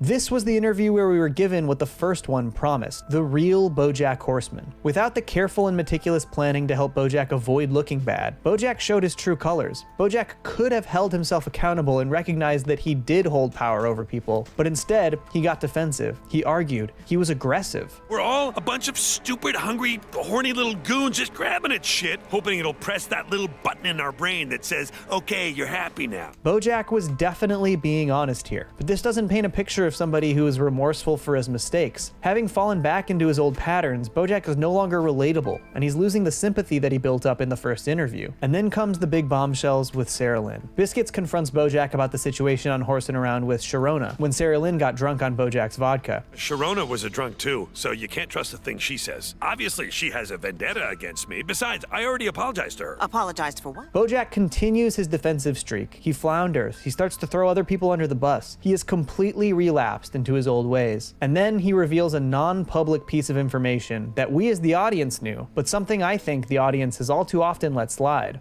I didn't even have sex with her until she was 30. This wasn't even an allegation. It was a full admission to the public that Bojack had hooked up with his literal television daughter. Sarah Lynn was beloved by the world. This was the final straw for Bojack's image. It was irredeemable, especially when you take into account the indefensible fact that he might have been able to save her life. You'll always be immortalized. As Bojack wanders around LA after his interview, waiting for his life to change forever, he stumbles upon the Laugh Shack, where he used to perform. He finds an outline of his younger self on the back wall, and we see a flashback to Bojack and Herb in the 80s, before fame changed him. The pre-Horsing Around Bojack is always such a far cry from the character we followed for 6 seasons. There's actual enthusiasm in his voice when he learns he gets to do a screen test. We see a young man dreaming of a bigger life, of stardom and fame, if only he knew. Herb finishes outlining Bojack in whiteout and says this. This way, you'll always be immortalized and undisturbed in Hollywood forever. Bojack would be immortalized in Hollywood forever for the ways he hurt and abused people. But there would also always be this reminder here on the Laugh Shack, an outline of who Bojack was before fame changed him, before he became the person we know. Can we blame all of Bojack's mistakes on fame? No, of course not. But we also can't ignore the ways that fame, fortune, and power can change a person. But the next sequence is also a reminder that with fame and power can come important responsibility. The horse who runs the show at the Laugh Shack tells Bojack how much horsing around meant to his brother, how important it was to him before he succumbed to his own addictions. Now, anytime I hear anything about that show, I hear my brothers laugh. Thanks for that. We see throughout the show that through horsing around, Bojack did have a positive impact on many people's lives. Whether it's Mr. Peanut Butter, who scored a big break because another network wanted to rip Horsing Around off, or Diane, who related to Horsing Around when watching In a Broken Home. Bojack did have positive impacts on people through his work. And when he made all of these terrible, toxic, abusive decisions, there are massive ripple effects. It doesn't just affect the people he hurt specifically, or his friends, or his own livelihood. It affects the many, many people who looked to his show for comfort. In those last few minutes before Bojack is truly immortalized forever, he decides to do stand-up one last time. Something that we saw him say in the flashback that he was looking forward to not having to do ever again. He recognized that this would be the final time he could get on a stage and embrace what he used to be, what could have been. Yeah, it's me. I think one of the most interesting aspects of Bojack's disastrous interview was seeing exactly how those closest to him reacted, namely Princess Carolyn, Todd, and Diane. In the immediate aftermath of the interview, you can tell that Princess Carolyn was struggling. She knew that not only Bojack's life, but her entire life was about to change. She could have gone with Bojack to grab tacos and comfort him in his last few hours of freedom, which is something that the old Princess Carolyn definitely would have done, but she didn't. I think you have 3 hours before this interview airs and your world changes completely. As the interview airs, we see Princess Carolyn arrive home. She doesn't turn on the TV to watch it unfold. She sits down with Judah and plays with Ruthie. This sequence shows that while this is incredibly hard on Princess Carolyn, she has to accept that everything is going to change and embrace her own future. She can't keep holding on to BoJack, even if it hurts. She has her own life and family to worry about. It's difficult, but it's the right thing for her to do. Similarly, we see Todd sitting with Maude watching TV. Maude asks Todd if he wants to watch the BoJack interview, and he says he doesn't think he wants to. This decision specifically leads to Maude asking about Todd finding his own place. I just landed at his house one night. You ever get tired of living at the mercy of whoever happens to let you crash on their couch? After this, the two of them decide to move in together. Since the show started, we've never seen Todd even consider this. He's always crashed or lived with another character. But this decision to not watch the BoJack interview is a metaphor for him moving on from BoJack and this part of his life. Todd is ready to move up and move on. His time as BoJack's best friend is over, officially. Diane, on the other hand, can't help herself. Where PC and Todd don't watch the interview, Diane does. You can tell she was trying to avoid it, but she isn't ready to move on from BoJack yet. While watching, BoJack says something that bothers her, and she nearly turns it off. But then, he says something that she understands, that she relates to, that she empathizes with, and she just feels sad for him again. This metaphorically leaves the door open in her relationship with BoJack. She still isn't ready to say goodbye, and sadly, this would come back to haunt her later. These decisions are reflected in the series finale, Nice While It Lasted. PC and Todd are friendly and even reminiscent with BoJack. They can't deny their relationship with him entirely, but you can also tell that they have both moved on from him. Sure, Todd will give BoJack some advice and share a moment with him, but he isn't going to have the same type of relationship with him anymore. Ditto for Princess Carolyn, who it's revealed did not invite BoJack to her friends and family wedding, only the industry wedding. She even tells BoJack that she'll recommend representation for him when he gets out of prison. She'll be there for him, but she isn't going to work with him anymore. Not personally. She's moved on. But BoJack's final conversation with Diane reveals the ways that their continued relationship after Xerox of a Xerox had profoundly negative effects on her. The voicemail he left on her phone during View from Halfway Down haunted her and had rippling effects throughout her life. Rippling effects that she had to overcome. Because she left that door open rather than move on right after the second interview, she wasn't going to let that happen again. I don't believe in rock bottoms. BoJack's words in his first interview with Biscuits would actually end up being prophetic. He would soon hit the rockiest bottom he'd ever hit, and it would nearly take his life. The way BoJack is structured is in peaks and valleys. Throughout all 6 seasons, we see massive highs and the lowest of lows. And while the events of the last 5 or 6 episodes of the show can be difficult to stomach, I like to ask myself, what would have happened if he hadn't done the second interview? We can't know for sure, but do we know that BoJack would have gotten his life completely back on track? That he would have gone back to Wesleyan and completely overcome his toxic traits, his addictions, his fears, and his insecurities? Or would BoJack have found a different, rockier bottom somewhere else? Would BoJack's conscience or our experience through the story been better had BoJack not been held accountable for his actions? I don't think so. But I do know that BoJack Horseman is an optimistic show. We don't know what the future holds for BoJack after the series finale, but we do know that there's hope for him to be a better person, even if that doesn't mean redemption in the eyes of his friends or the public. And I think that had BoJack not done that second interview and survived this scandal unscathed, we wouldn't have had such a poignant and important message.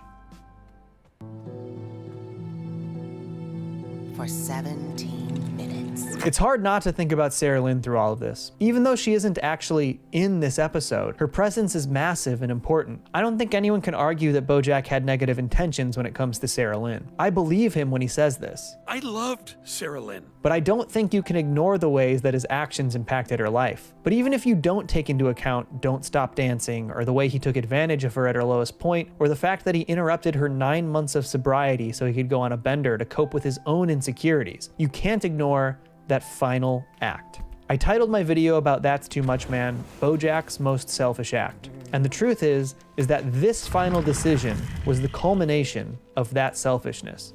BoJack loved Sarah Lynn, but that love still didn't outweigh his own fear of the repercussions of his own actions. He still put himself above this girl that he loved so much. And he sat in that parking lot for 17 minutes before he called the ambulance. Maybe it would have made a difference, maybe it wouldn't have.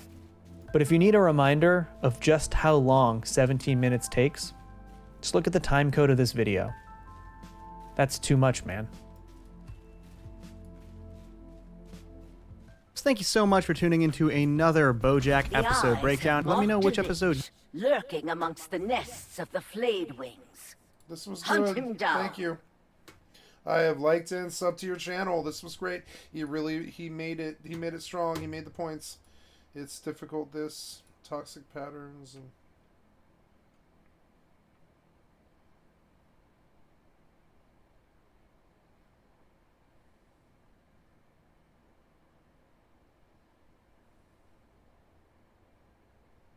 let's see what he has to say about this. It's no secret that animation is really going through it right now. Between Netflix's decimation of its barely used in-house animation studio and Warner Bros. Discovery's cancellation of 38, yes, 38 animated series through Zaslav's Reign of Terror, animation is getting shafted left and right, which really sucks. To me, it felt like we've been on the so Tuca and Birdie and salvage what equipment you Tuca can. and Birdie got canceled? Oh no! Warner Brothers merger? Oh no! Tuca and Birdie is the best shit I've seen in so long.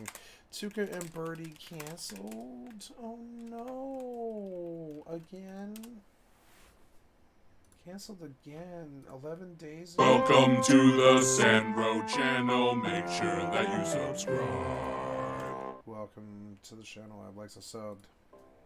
Hey folks, Sandro here with more cartoon news and shenanigans, and today I gotta give a quick shout out to one of my subscribers, Hendog HD, for giving me a good chuckle. Just a grand old chuckle, yeah. Tuca and Birdie canceled again, you know, a show so bad it managed to get canceled twice. I have no clue. I love Tuca and Birdie. What the fuck are you talking about? No. Who was watching the show? Like me. I fucking love that show. What are you talking about?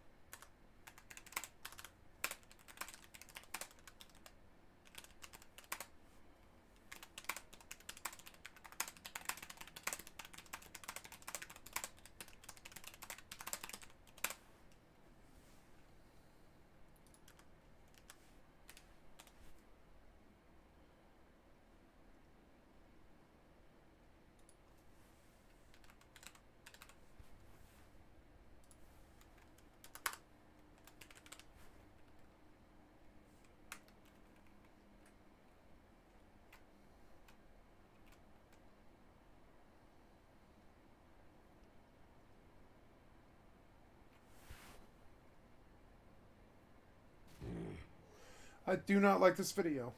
I don't have to like him. It's not my job.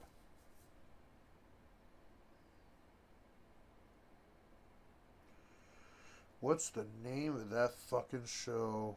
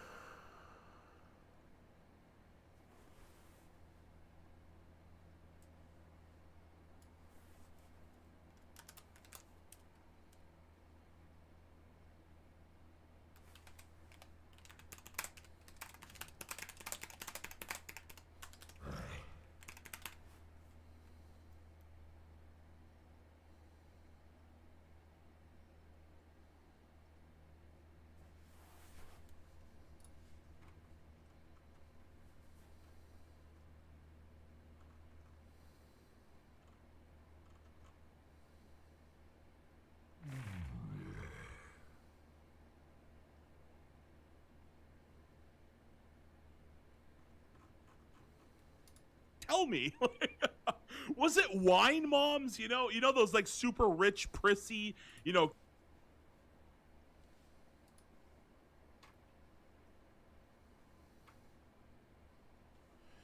Yeah, they weren't gonna keep this show alive, though. I don't think. It's sad, but they weren't. They weren't going to. Animation revolution, a place where cartoons can continue to evolve and flourish into new genres and tones, and the way the medium has been treated recently is obviously a major setback. But despite these discouraging trends, there are reasons to be optimistic. Between successes like Primal, Invincible, and Arcane, it's clear there is an appetite for adult animation that expands beyond the comedy genre. And yet somehow, another incredible series making these strides flew under my radar. What if I told you that AMC Plus streams an hour-long adult animated sci-fi drama, and that it's one of the best series I've seen in the past few years? Well, it's called Pantheon, and it rules. I am incredibly grateful to fellow creator Cape Joel for bringing the series Pantheon to my attention and collaborating with me on the script. The first section of this video will have more minor spoilers and is going to go over the broad strokes of the series, so you can get an idea if it's something you want to check out. But we will warn you when we start to get into major spoiler territory. Pantheon is truly a special series.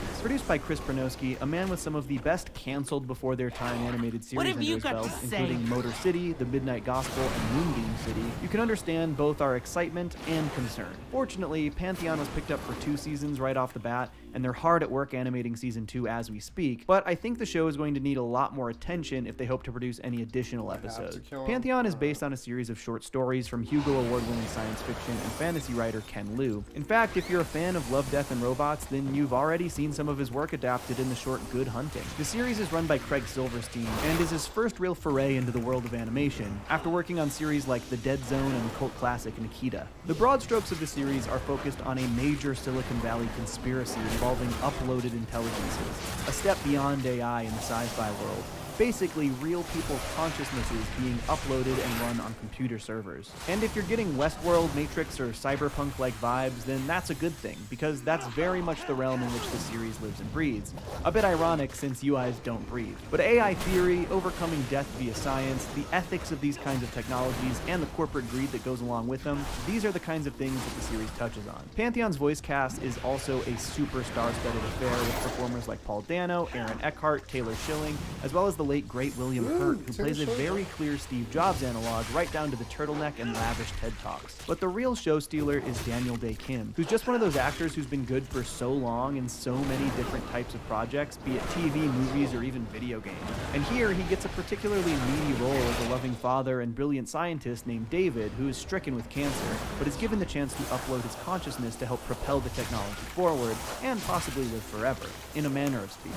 But through this technology, he effectively becomes one of the first of a new race of beings who can interface and control technology on a truly godlike level. Pantheon asks a lot of very heady questions about technology and the nature of the human soul.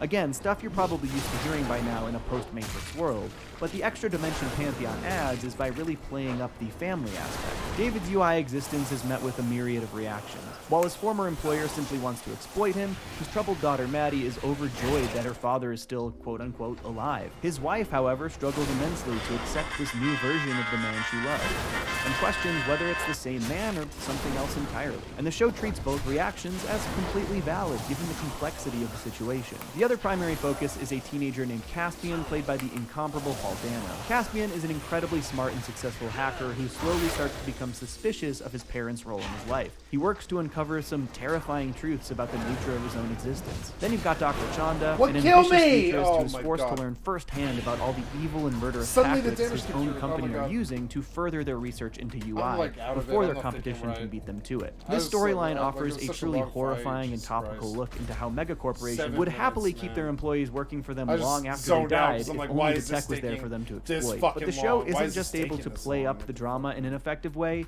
Through its portrayal of the digital landscape, they're able to showcase some absolutely incredible visuals, as well as some wildly imaginative action sequences. Just about anything is possible. Now, that's not to say Pantheon is all dystopian tech thriller. Quite the opposite. I was really drawn to the warmer and more personal stories the series seeks to showcase. At its heart, it's a story about the things that people will do for just a little bit more time with the people they love most. Maddie loves her father so much, and David is willing to move heaven and earth if it means being with his family again, even if that also means having to come to terms with the fact that his body is gone and his wife has moved on. The show can also be surprisingly funny as well. Maude Apatow, daughter of famous comedian and director Judd Apatow, gives a wonderful deadpan performance as an upperclassman named Justine, with whom Maddie forms an unlikely friendship while trying to unravel the mystery of her father's return. The other really noteworthy thing about Pantheon that sticks out to me me is that it's a modern show about the internet age where they actually seem to understand how the internet works. You know what I mean when you watch a movie or show about hackers and it's all over the top and characters use made-up words or use real terms incorrectly? Pantheon doesn't do any of that. It's science fiction with an accurate eye on science. As well as also showcasing the darker sides of our current technological age, Maddie is cyberbullied by her classmates early on, Caspian is a frequenter of image boards that look a hell of a lot like very real-world ones, the big tech giants keep trying to undercut each other for profit, even if it means hurting everyday people, or how once new technological advancements are made, they're impossible to stop the march of progress. In fact, there's an expertly done scene where we as the viewer get to see all the hard work that goes into building and maintaining a server. This scene is set to the song Mr. Roboto, in case you were wondering. The series uses a shocking number of well-known and likely very expensive songs in its soundtrack, including my favorite song of all time, This Must Be the Place by Talking Heads. Pantheon also tackles many themes of conspiracy culture and corporate espionage. In fact, there's a great scene early on where David tries to teach his daughter to always fact-check herself and try to find the objective truth.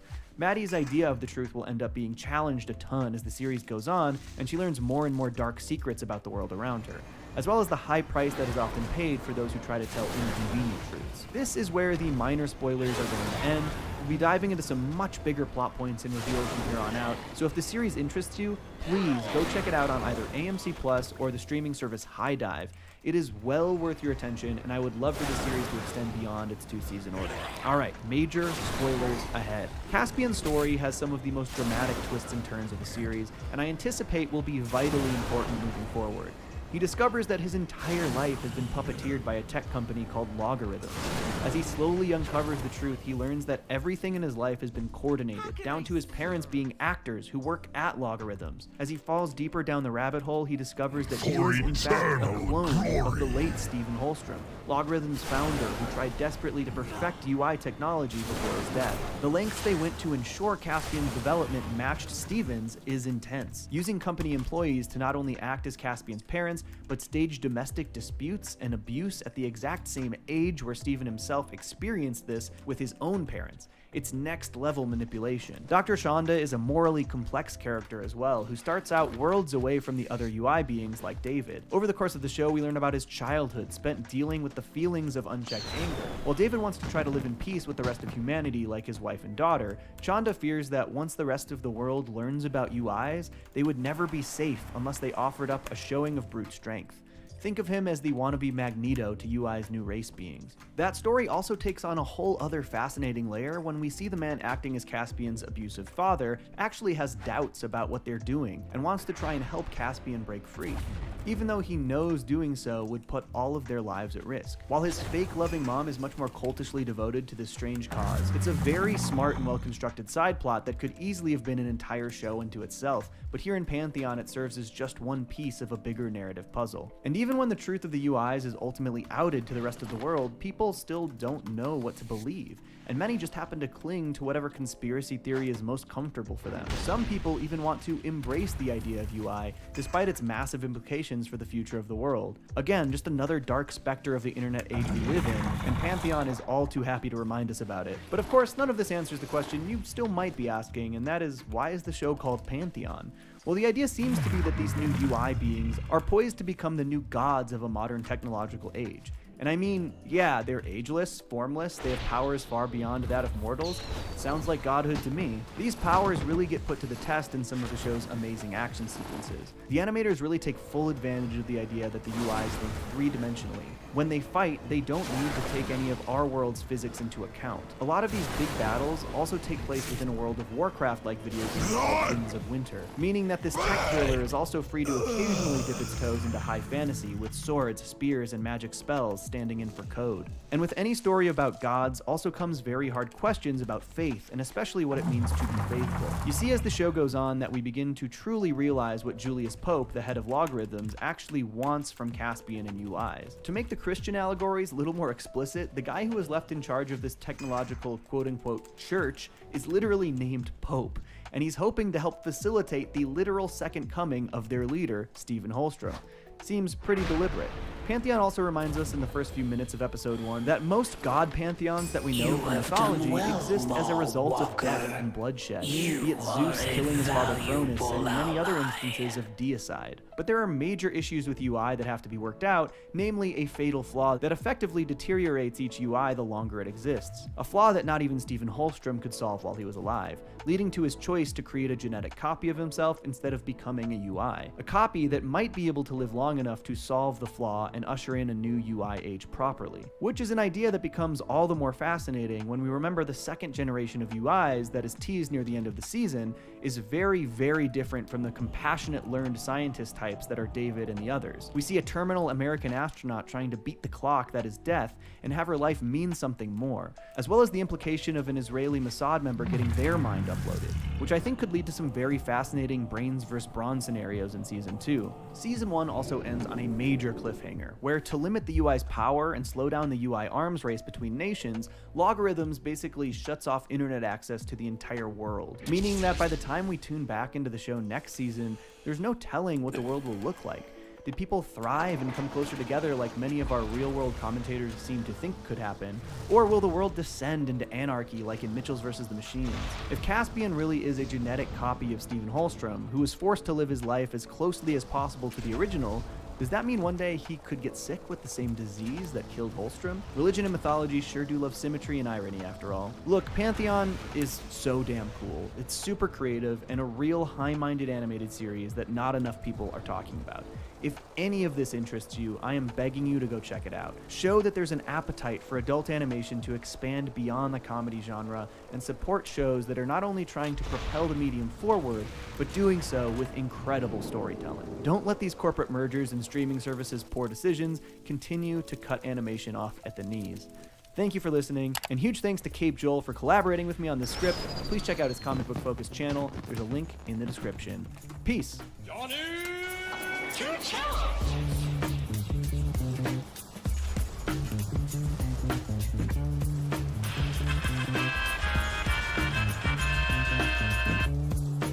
Sounds good. Put it on the agenda.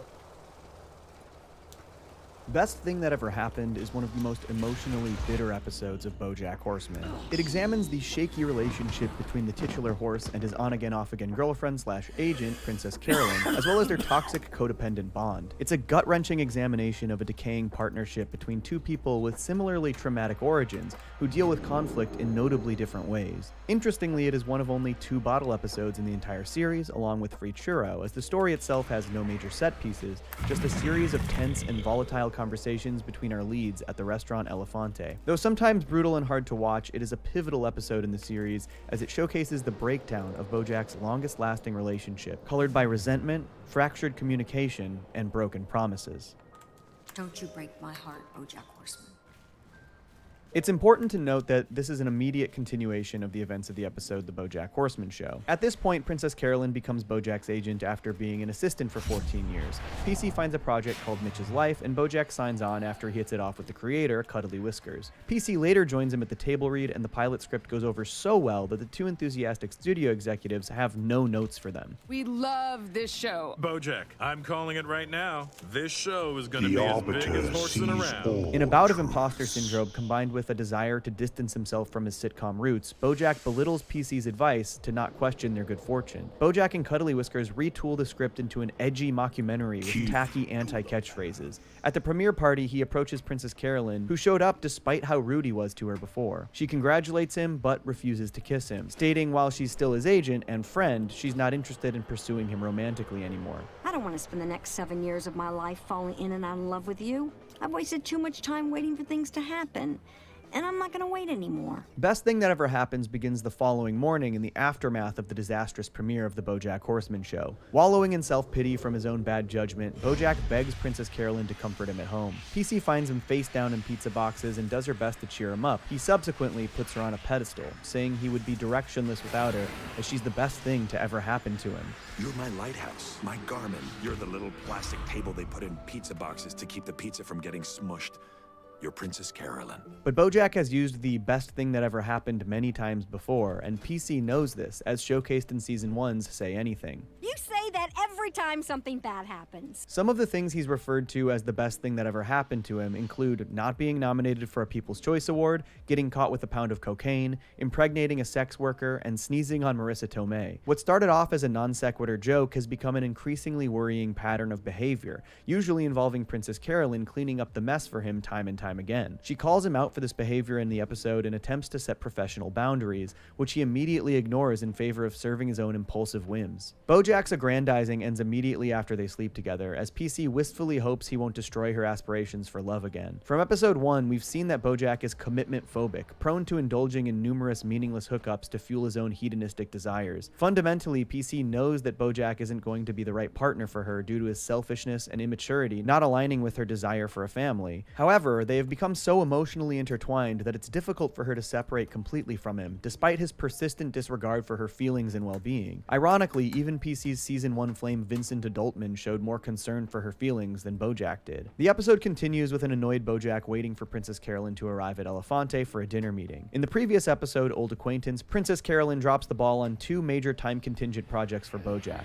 Flight of the Pegasus, headed by Major Director David Pincher, and Jelly Bell, headed by Kelsey Jannings, whom Bojack has been trying to make peace with after her firing from Secretariat. Through some competitive meddling by Rutabaga Rabidowicz and Vanessa Gecko, PC ends up losing both projects for Bojack on New Year's Eve. To make matters worse, Bojack is too cowardly to tell Bradley Hitler Smith that he doesn't want to be involved in his Horse and Around spin-off, Ethan Around. He hides behind his ruthless publicist, Anna Spanakopita, who does Bojack's dirty work for him. You are not a television star. You have no talent, and I am forgetting your face even as I'm looking at it. Anna is also the one who pushes Bojack to fire Princess Carolyn, despite being one of PC's last major clients at Vim. PC does her best to stall for time, delaying the inevitable with the help of Sandro, the head waiter at Elefante. Since Bojack bought Elefante on a whim in Season 1, Sandro has become the de facto manager, despite the obvious strain it's put on his relationships with his family and therapist. Bojack's dismissive nature ignores these statements. He delusionally claims the restaurant practically runs itself, showcasing again his primary concerns with his own perceptions over the well-being of others. Even Bojack's weak attempts to separate from PC at this point are being prompted by Anna Spanakopita's manipulation. He has to resort to using flashcards as he talks to PC to not meander away from the points he was coached on addressing. Bojack's singular goal for the season thus far has been wanting to win an Oscar for his role in Secretariat. Bojack believes that by winning an Academy Award, he'll be remembered and worth something in the eyes of the public. With this motivation, his behavior becomes increasingly self-centered and cruel, allowing his ego to trample over the feelings of friends and colleagues. This is because Bojack doesn't have any other internal drive for his own self-worth outside of performing. All he knows and understands is that his primary source of validation comes from an audience. He was taught this during his youth by both the forceful assertions of his mother Beatrice and from watching grand gestures on various television shows, internalizing it as an expression of love. Despite this tenuous hold on his self-worth, Bojack is still notoriously picky and flaky regarding the roles he chooses. His unreliability is ironically the most reliable aspect about him. Bojack tries to fire Princess Carolyn, but she immediately redirects the conversation into discussing a few other roles she's been seeking out for him. She explains how this is the first time she's had a major slip-up in 23 years. To her, their arguments have just become a part of their routine, and PC sees it as nothing more than his typical silent treatment, which will eventually end when Bojack clamors for more work. Their relationship is a constant struggle between new opportunities and damage control, with no signs of change in sight. Bojack heads outside as PC follows him and claims that because he's in a sexual relationship with Anna, he's now passively following her instructions without thinking for himself. She points out that she stuck with him even when nobody wanted to hire him, despite how much he's weighed her down professionally. It's not like he makes this company any money, and he does seem to take up an awful lot of your time. Princess Carolyn is steadfast, continually going above and beyond to help Bojack get a wide variety of roles, even though he continually complains. Resentful of his abrupt dismissal, PC doesn't hold back any of her frustrations about Bojack. This is for the best. I no longer have to lug your talentless, self-centered, self-sabotaging, deadweight carcass and faded talent around my neck. PC is referring to the metaphorical usage of the term albatross, typically referring to a large seabird, and albatross is also an insult originating from a poem by Samuel Taylor Coleridge called The Rime of the Ancient Mariner. In it, a sailor wrongfully shoots an albatross with a crossbow and is cursed to carry the weight of the carcass around his neck. Today, it is commonly used to refer to an annoying burden or hindrance that is difficult to get rid of. Harsh words, but not unfitting of the excessive demands of time and emotional reliance he constantly saddles PC with.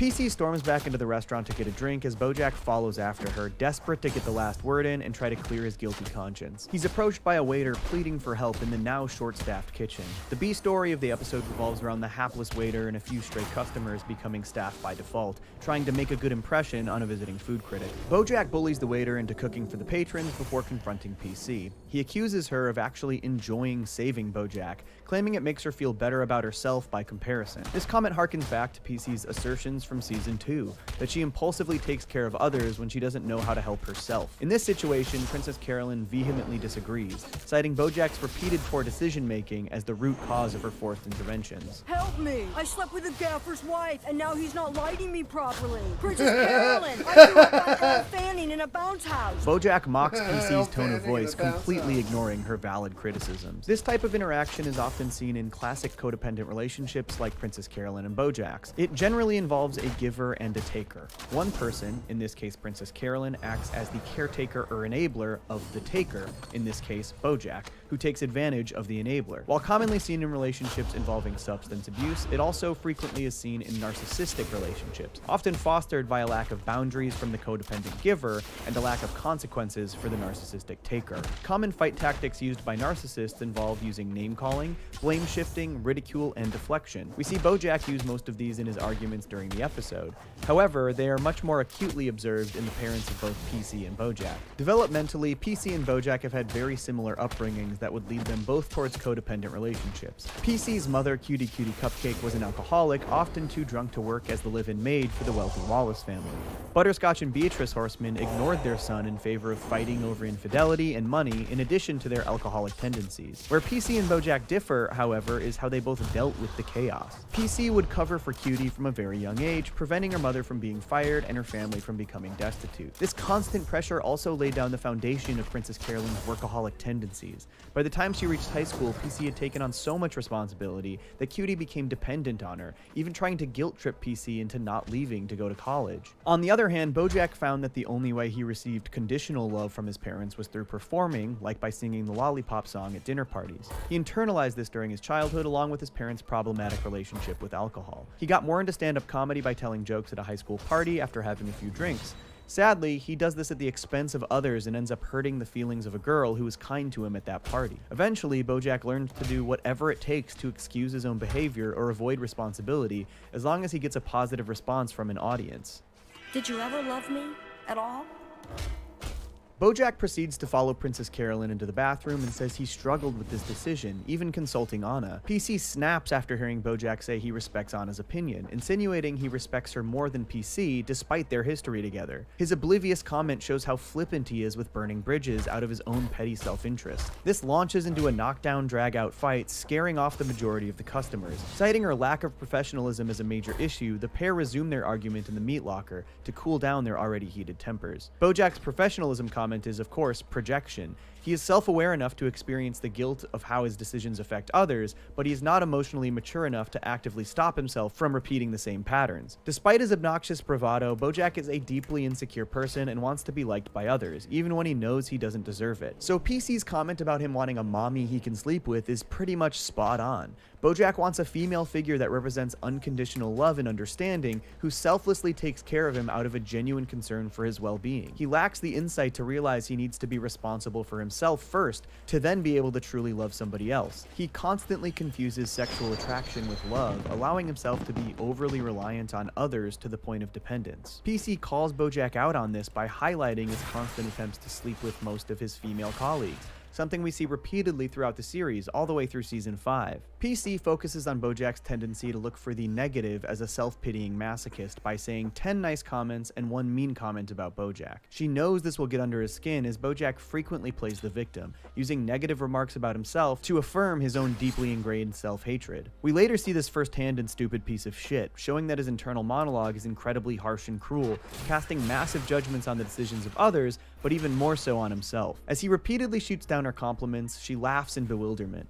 Despite their persistent conflicts, PC and Bojack still have many fond memories with each other, especially during emotionally fraught periods. This is an important aspect to remember with codependent relationships. Remembering the happiest times spent with each other tends to keep them bonded, even if circumstances can start to change for the worse. PC keeps chasing after those emotional highs, hoping Bojack's behavior will improve if she does what she can to help him, despite how infrequently this happens. While their relationship lacks the balance needed for any long-term relationship to thrive, it had not gotten to the point of Princess Carolyn wanting to completely sever ties with Bojack, despite how far he's tried her patience. Part of PC's inability to let Bojack go emotionally is that she feels a responsibility to damage control his self-destructive actions. This is most notable in Escape from LA, as Bojack, reeling from his breakup, abandons his movie secretariat. Despite PC urging him to return to set and prevent a lawsuit, he opts to spend months away in New Mexico. PC may lack strong boundaries with Bojack, but she's had no trouble distancing herself from others like Rutabaga, Vincent, Judah, or Ralph once they've crossed a line with her. I am forsaken. By the end of their cooldown period in the meat locker, Bojack and PC are interrupted by the waiter and a fire that's broken out in the kitchen. It's very telling that PC is the first one to comfort the waiter, giving him a bag of frozen peas for his burnt face. Meanwhile, Bojack just lights a cigarette using the flames. Bojack is comfortable living in chaos, while PC is comfortable managing chaos. The donkey patron turned waitress enters the kitchen, stating all the other customers went home except for the food critic, who still wants her mushroom risotto. Only Princess Carolyn knows how to make it. She volunteers to help, but Bojack dismisses her and she reluctantly leaves. With Elefante in the rearview mirror, PC hears the song on the radio, pleading with her to break your pattern of needing to fix other people. While hilarious, the song appears to be a manifestation of her internal crisis, wanting to follow her better judgment and breaking her own toxic cycle. It's incredibly telling that even when fate itself is unmistakably saying, "Don't do it, PC," she still ends up going back to the restaurant. Don't go back to the restaurant, Princess Carolyn. Just keep driving away.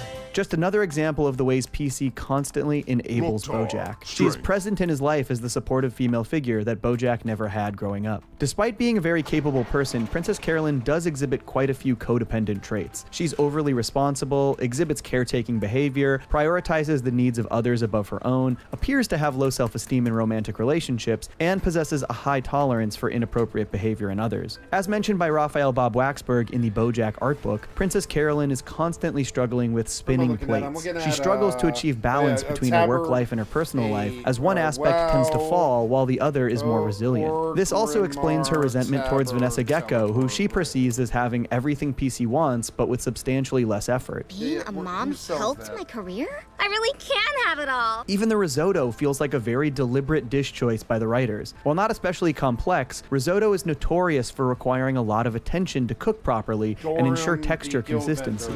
The perfect dish to showcase these major aspects of Princess Carolyn's personality. Bojack comments on when they first met, which he completely misremembers due to being blackout drunk the actual first time they met. Even the very first instance of PC and Bojack meeting, PC went far out of her way to help take care of Bojack's mistakes, to such an extent that Bojack didn't even know about it. A dangerous precedent that purely encapsulates how the relationship would play out. Though she's talented at her job, PC openly admits that she doesn't know what she would do without it, even if it makes her miserable. This may also be a subtle reference to her relationship with Bojack itself. Though their dynamic seems unsustainable, she doesn't know what she would do without it. Bojack still compliments her, stating that no matter how bad things get, PC always lands on her feet, admiring her resiliency and adaptability. I do love you, by the way.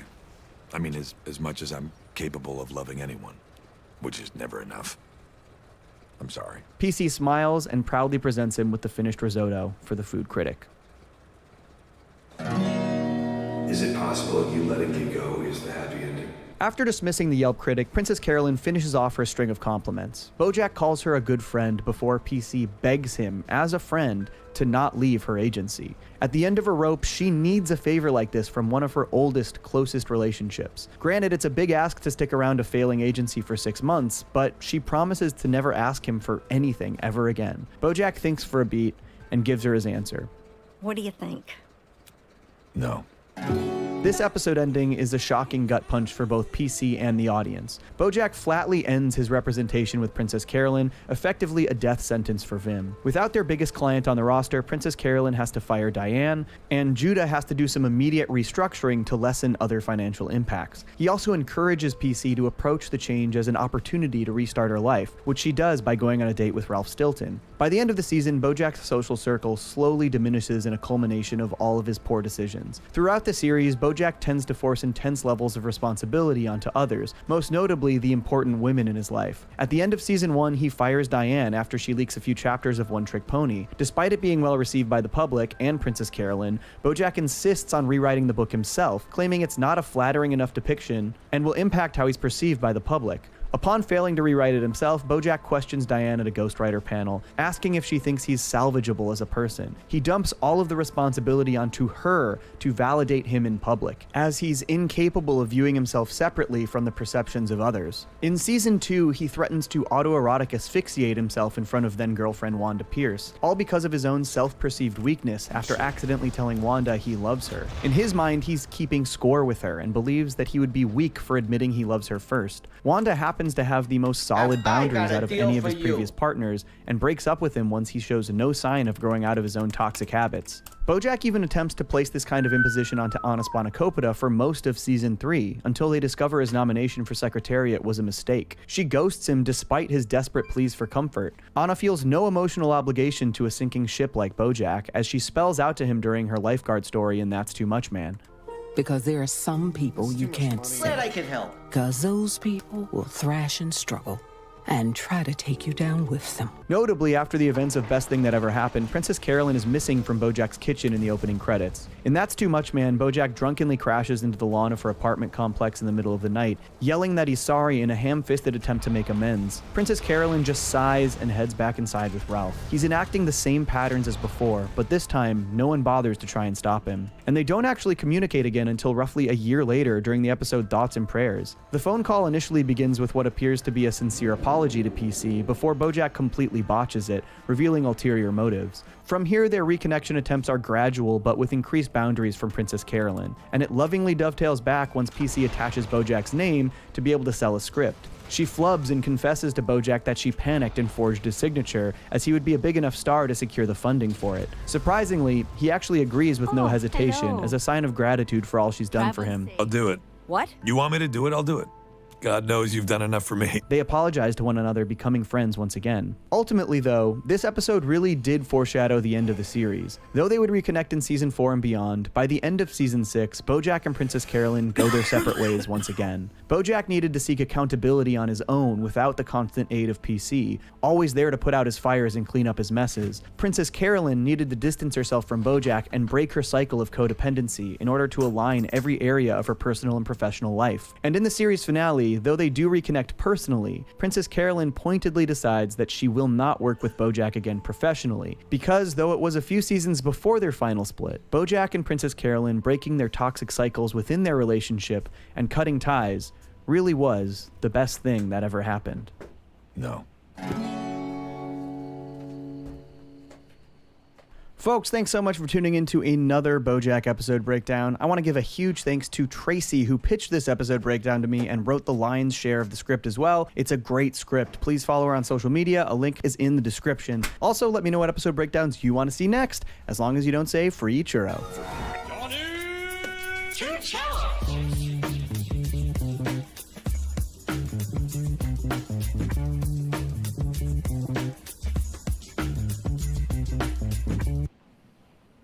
Today's video is brought to you by Squarespace. Diane Nguyen is one of the most prominent and important characters in BoJack Horseman, and she's also one of the most nuanced and complex. She's a character that, like many of the characters in BoJack, endured many childhood traumas that would affect the way she approached life, the world, and her relationships. Diane's life was incredibly intertwined with BoJack Horseman's, for better and for worse, and over the course of the series, the pair of them go through countless highs and lows. It's not an accident that the final episode of the show ends with a 10-minute conversation between Diane and BoJack.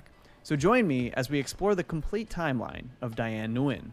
And also remember, folks, if you like these BoJack timelines, I've actually made 4 of them already, so go check those out, especially the Herb Kazaz timeline, because that one deserves a little more love. Thanks. But before we get started, let's talk about today's video sponsor, Squarespace. Squarespace is the all-in-one platform to build your online presence, run your business, or make a personal website. It's seriously so user-friendly. I threw this cool page together pretty quickly, it was easy to use, and there are so many different customization options. My website looks professional, and it matches the aesthetic of my brand and YouTube channel, highlighting some of my favorite video essays I've worked on, as well as some of the recent productions I've worked on professionally, complete with links to my work and contact info. I seriously can't express how easy Squarespace is to use. Head over to squarespace.com for a free trial, and when you're ready to push the website public, use my link squarespace.com/Johnny2Cellos to save 10% off your first purchase of a website or domain. Diane Nguyen was born on March 19, 1980, and grew up in Boston, Massachusetts.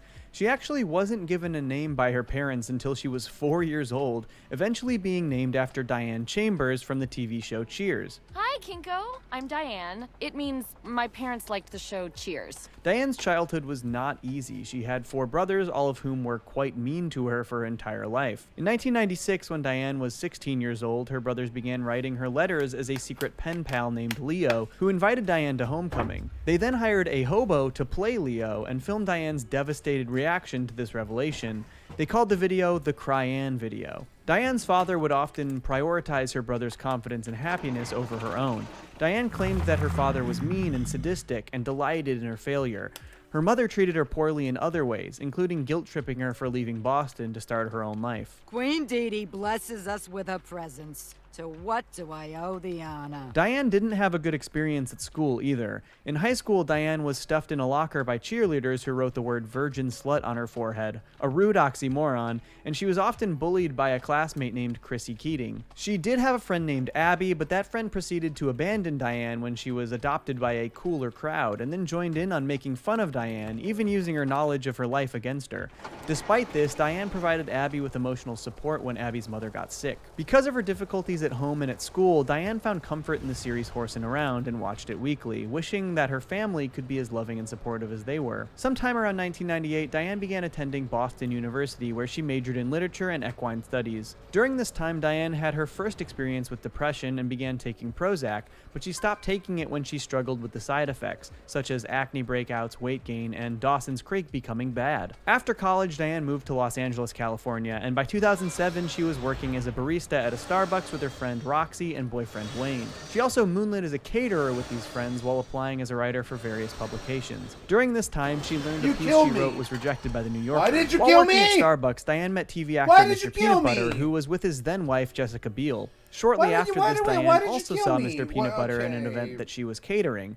During this event, Jessica Biel broke up with Mr. Peanut Butter, and shortly after this, Mr. Peanut Butter and Diane began dating. Add me on MySpace, okay? Sure. All right. Guess I'll see you around. In 2009, Diane went with Mr. Peanut Butter to BoJack Horseman's annual Halloween party. Diane, being a big fan of BoJack through Horsin' Around, attempted to introduce herself to him. This went poorly and embarrassed Diane, though she was unaware that he had just learned of his own father's death. I'm on the phone right now. Oh, sorry. Yeah, Mom, I'm still here. Between 2009 and 2014, Diane spent 3 years researching and writing Secretariat: A Life, a biography on the racehorse Secretariat. She also authored The Rise and Fall of Stronghard and Tracing Zippo Pine Bear. In 2014, Diane attends another party at BoJack Horseman's house, this time as a candidate to ghostwrite his memoirs. The two hit it off, and BoJack decides to work with her on his book, before learning that she is dating Mr. Peanut Butter. Oh my god! Work on BoJack's memoir was rocky, and it took a bit for BoJack to open up to Diane. After a drawn-out conflict with Neil McBeal, the Navy SEAL, BoJack finally starts to reveal real details about his past to Diane. While Diane and BoJack are meeting with their publisher Pinky at Penguin Books, Diane gets a call and learns that her father has died, though she is seemingly not upset by it. The pair of them then make a pit stop in Boston before leaving the East Coast. While in Boston, Diane learns that her family has done literally nothing to deal with the death of her father, leaving all of the work up to her. Meanwhile, BoJack bonds with all of her brothers. After making all of the arrangements for her father's funeral, none of her family shows up to the service, including her father's corpse. It turns out that the family had gotten Mr. Nguyen chummed, hoping to throw it in Derek Jeter's face, and instead of going to the service, they drank at a bar while watching sports. This sends Diane into an absolute furious rage, and she drives off in frustration. BoJack locates Diane and gives her a letter written as Leo, her secret pen pal. He tells her she's too good for her family and she shouldn't waste her energy impressing them. The two share a nice moment together and go back to Los Angeles. When they arrive back in LA, Mr. Peanut Butter expresses concern that Diane and BoJack are becoming closer. Though BoJack denies it, the pair of them begin to compete in what becomes an incredibly dumb pissing contest, during which Diane falls asleep. BoJack ends up taking it even further, stealing the D from the Hollywood sign for Diane.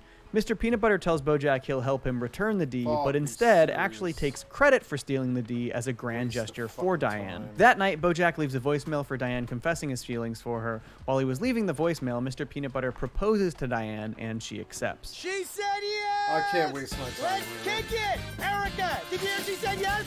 Come on in here! Shortly after, Diane joins BoJack on his trip to Malibu to see Herb Kazaz and enjoys a mostly nice afternoon with them before BoJack and Herb get into a actual physical fight. On the way back from Malibu, BoJack stops the car and gets out on the Pacific Coast Highway in an attempt to collect himself. While Diane gets out to see if he's okay, BoJack kisses her. Deeply uncomfortable, Diane retreats back to the car. After this awkward encounter, Diane tells BoJack that she has enough to write the book and begins avoiding him.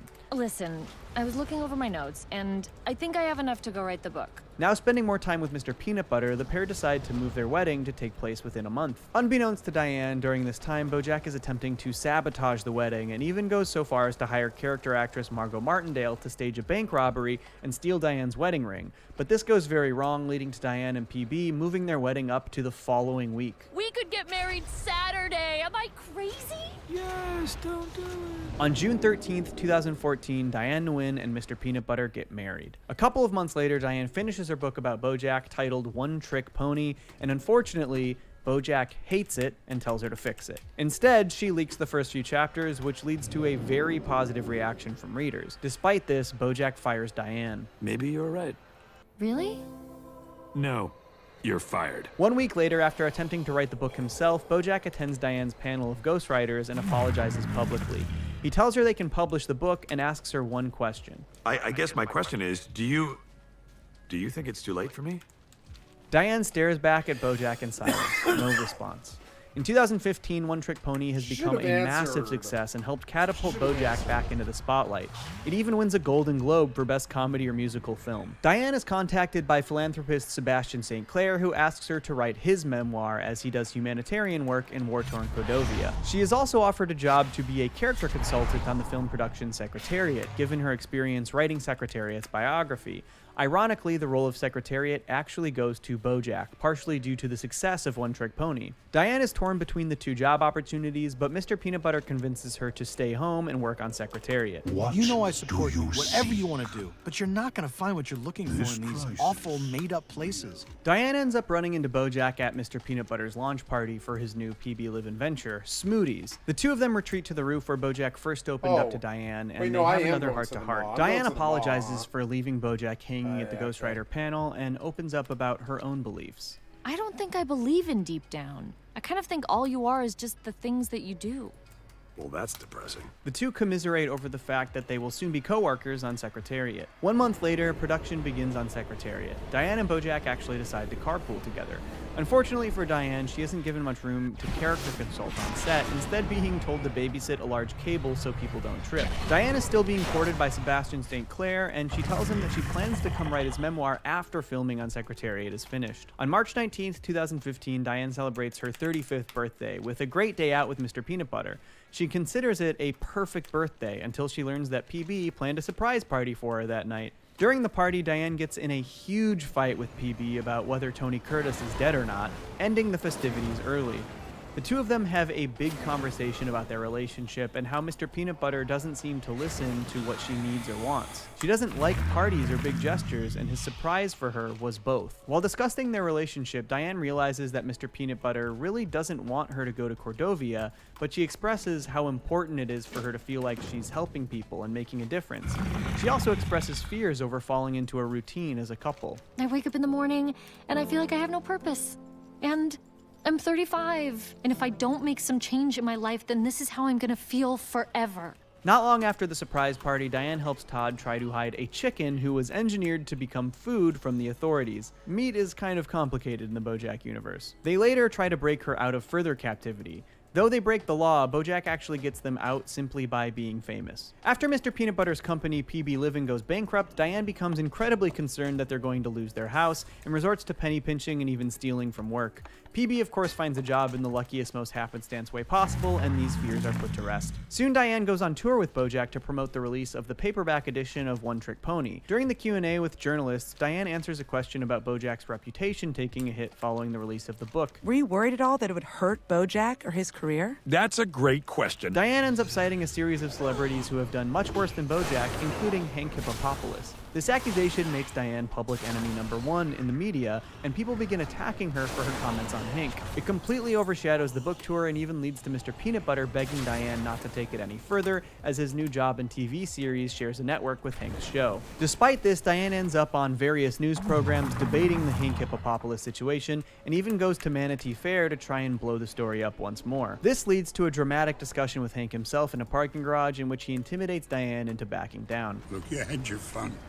So why don't you call it a day and go home to your husband? Diane and BoJack end up having a major conversation about their friendship and working relationship after this. Diane ends up apologizing to BoJack for hurting his feelings through the book they wrote. Later that night, Mr. Peanut Butter confronts Diane about the Hank situation and asks why she made things worse, which actually leads to him telling Diane that she should go to Cordovia with Sebastian St. Clair, reversing how he felt about it previously. Shortly after this, Diane leaves LA for Cordovia. In Cordovia, Diane follows around Sebastian and attempts to write about him, but is incredibly disappointed to discover that he doesn't seem to care about the people he's helping.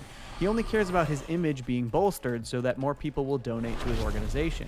After this, Diane returns to LA. But instead of returning home, Diane crashes at BoJack's house without telling Mr. Peanut Butter that she's back. Diane goes down a bit of a depressive spiral while staying with BoJack, and her presence puts a huge strain on BoJack's relationship with his girlfriend Wanda. Wanda and BoJack end up breaking up after this. Diane opens up about her fears about going home to Mr. Peanut Butter and the nature of happiness.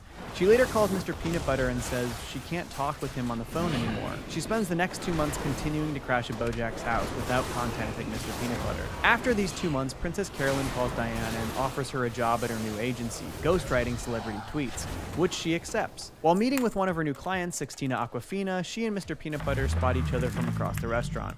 PB calls Diane and she agrees to come home. Though they have made up, Diane and Mr. Peanut Butter start couples counseling to help their relationship, while Diane continues to work for Vim running their socials. Not long after this, BoJack ropes Diane into a mystery adventure searching for his old showrunner Cuddly Whiskers from when he was on the BoJack Horseman show, which leads to them discovering a dead body of a dancer from Whale World in his pool. This mystery leads them across LA, eventually discovering that there's a brand of heroin called BoJack, and then up to Ojai where they find Cuddly Whiskers. During this adventure, Mr. Peanut Butter angrily chastises Diane for not coming home and getting caught up in another BoJack adventure. You have to call me. It doesn't matter what's happening. It doesn't matter if it's the middle of the night. You can't keep doing this to me. Diane and Mr. Peanut Butter attempt to deal with this at couples therapy, and their therapist tells Diane that she should try to work on putting her feelings into words, which is difficult for her because she wasn't given the space or support to express herself as a child. Diane is contacted by a hugely popular actor, Alexi Brosifino, who leads an entourage known as the Snatch Batch. Alexi actually texts Diane to come over and hang out, which was a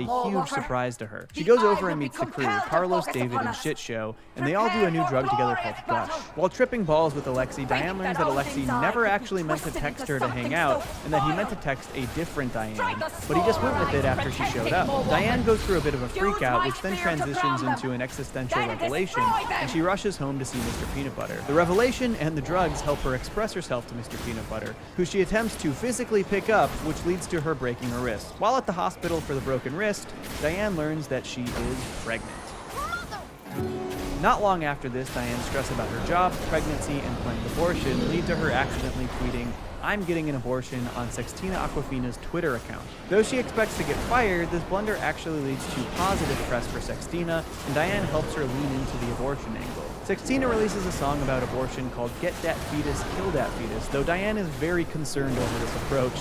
Sixtina and Princess Carolyn then hatch a plan to broadcast her fake abortion live on pay-per-view despite Diane's protests. While in the waiting room for her own abortion, Diane talks to a young woman at the clinic who expresses that Sixtina's music made her feel empowered to make the right decision for herself, which helps Diane see the value in what Sixtina is doing. Diane and Mr. Peanut Butter end up going to the Labrador Peninsula for New Year's 2016, where they spend time with Mr. Peanut Butter's brother, Captain Peanut Butter. Captain Peanut Butter continually says existential things to Diane when they're alone, which pushes Diane to tell Mr. Peanut Butter to press his brother about what's wrong. This leads to a big fight between the two of them. Just because you have a shitty relationship with your family doesn't mean every other family has to have drama too. In early 2016, BoJack is nominated for an Oscar for Secretariat and throws a huge party. Knowing BoJack well, Diane comes to the party to see if he's handling it okay. BoJack takes exception to this and insults Diane, telling her she fetishizes her own sadness. Diane angrily responds in turn with an equally painful insult about what will happen after he wins his Oscar. You're gonna be so miserable you want to kill yourself, and you're gonna have nobody left to stop you. Later that day, Diane is unfortunately fired from Vim, which is failing as an agency. Diane then goes to grab food with her friend Roxy and rants about how self-centered people are. This is what's wrong with society, Diane. Thinks about the world outside themselves. Ironically, in this moment, she is being incredibly self-centered and ignoring her friend Roxy. Sometime between mid-January and late February 2016, Diane and Mr. Peanut Butter arrive home to find BoJack and Sarah Lynn drunk and high, wearing their clothes. They had also eaten everything in the house. As they run out of the house, they shove Diane over and she breaks her wrist again, which had just healed. After Sarah Lynn's tragic death, Diane goes to BoJack's to comfort him. She opens up to BoJack and reveals that she actually used to watch horsing around a lot as a kid, and it brought her comfort through her painful home life. And for half an hour every week, I had a home, and it helped me survive. BoJack in turn tells Diane that she's too good to be writing Instagram captions. While at dinner with Princess Carolyn and her new boyfriend Ralph, Diane learns that Ralph's sister Stefani is starting a new feminist website called Girl Crush, and Diane is given an interview. During the interview, Stefani asks some hard questions about what Diane would be willing to write about relating to a personal relationship. Given that BoJack and Mr. Peanut Butter haven't been free of scandals, and Diane seemingly acknowledges that she might have to write pieces critical of her loved ones, she then accepts the job. Diane and PB celebrate together and toast to their success, as Mr. Peanut Butter's ex Katrina knocks on the door and asks Mr. Peanut Butter if he's interested in running for the governor of California. Shortly after Sarah Lynn's funeral, BoJack disappears, and over the next several months, Diane continually calls him and leaves messages. In October 2016, Mr. Peanut Butter's campaign for governor is heating up. Diane is supportive, but secretly hopeful that it will end sooner than later, as she doesn't think Mr. Peanut Butter will be a good governor. In early 2017, Mr. Peanut Butter's campaign somehow ends up creating a literal ski race for the governorship of California, which he loses, but his opponent Woodchuck Kutchuck Berkowitz does not win either. When the winner, Todd Chavez, immediately resigns, a special election is triggered, leading to further campaigning for Mr. Peanut Butter. This causes Diane to panic pretty severely, and as she tries to leave another message for BoJack, the phone responds that his mailbox is full. In summer 2017, while working at Girl Crush, Diane finally receives a call back from BoJack, who is panicking. He apologizes to Diane for being gone for a year and a half, and the two catch up and fall back into their old banter, and say that they miss each other. Diane is very worried that Mr. Peanut Butter is going to become a pro-fracking candidate in his campaign, and begs him not to do it. Unfortunately, he does anyways, and Todd goes out of his way to distract Diane from learning about this development. Todd gives Diane a phony story about Channing Tatum's illegitimate daughter, and has Diane chase the story by testing DNA, which actually belongs to BoJack and his alleged daughter Hollyhock, who came to LA seeking out BoJack. Diane and Mr. Peanut Butter start having difficulties in the bedroom around this time, and they blame the campaign. Diane is understandably very upset that PB is pro-fracking, and eventually decides to write pieces criticizing that decision in Girl Crush, starting a public feud between Diane and Mr. Peanut Butter. PB ends up approving fracking to start happening in their literary criticizes her for airing their dirty laundry in public. Diane tells him that she thinks he would be a bad governor, and publishes another article. Is vulnerable! They get into a physical altercation, quickly, which leads to sisters! equally physical. Or holding!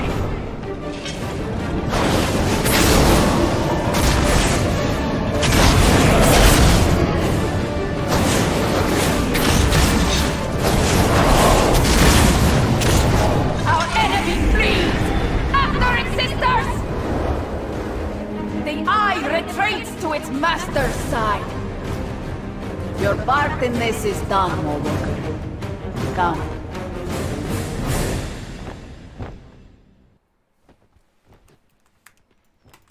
Glory to Odin. Oh, cool. Well, that's at least helpful. Strive to be worthy.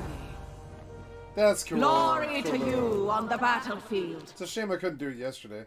Well, that's cool. The Eye of the Jailer's done. That's cool. Fortune or fate brought you to me, Mowalker. But I mean, like, I don't know. I do not know which. Maw... I mean, the Maw's No cool. Together, we have battled a mighty foe.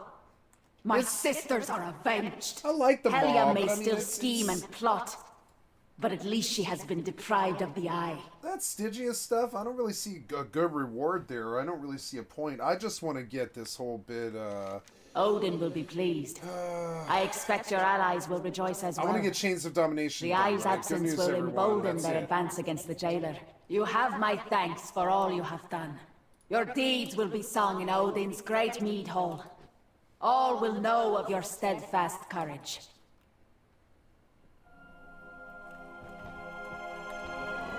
Well, thank you, Danica. I appreciate Are that. you worthy of Odin's gaze?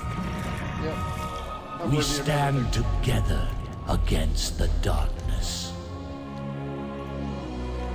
Ooh, Emblem of Renown, too. The eye of the jailer is driven out. Good. And you've gathered valuable information on Desmatero.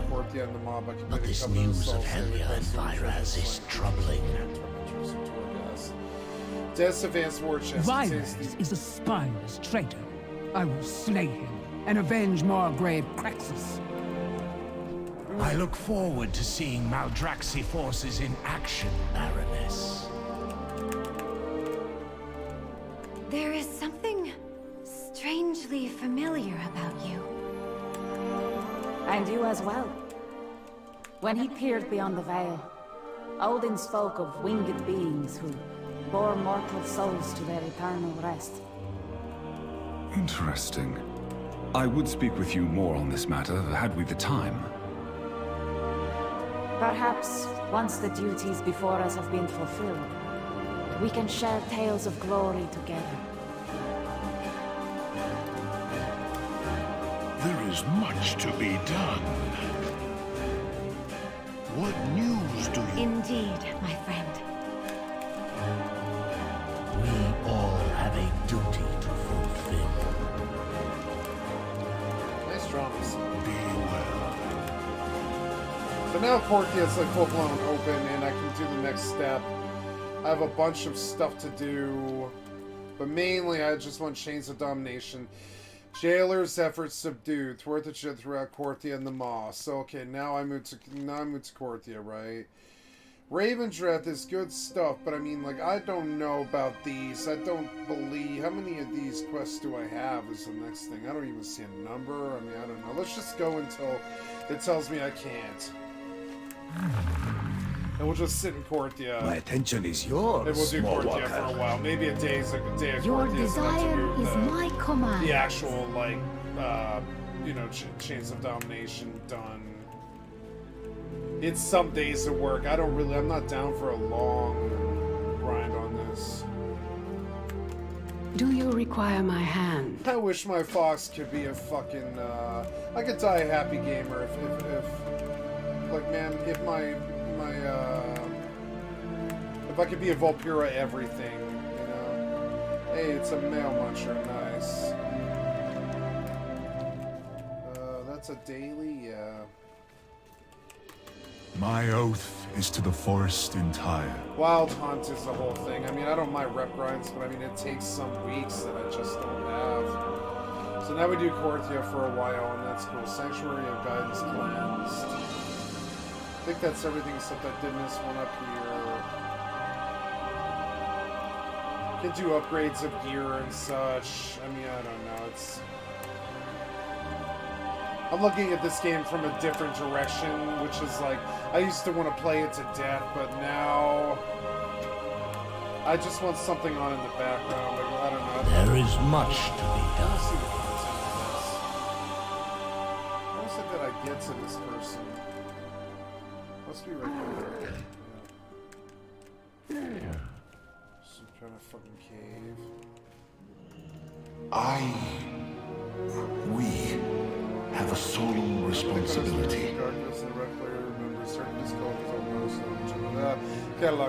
Restore the archive.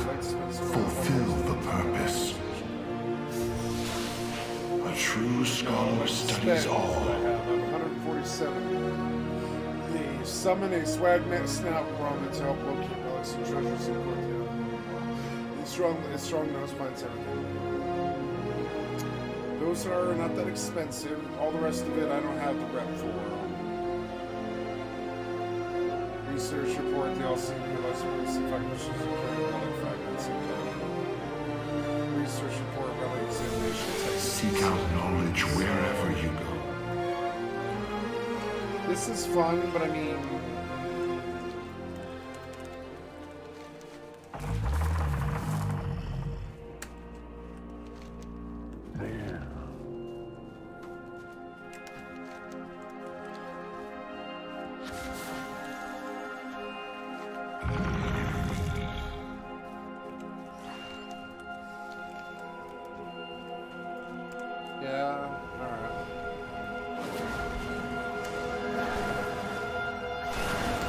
I guess I'll do a whole bit of the zone. I didn't finish all the stuff I was going to do.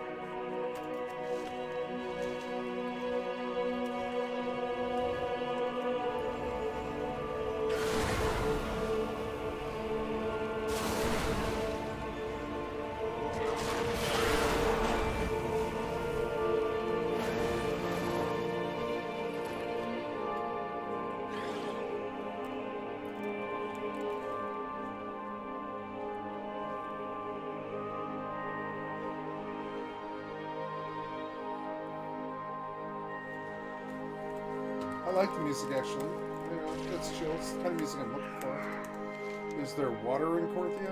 No. No fishing, no.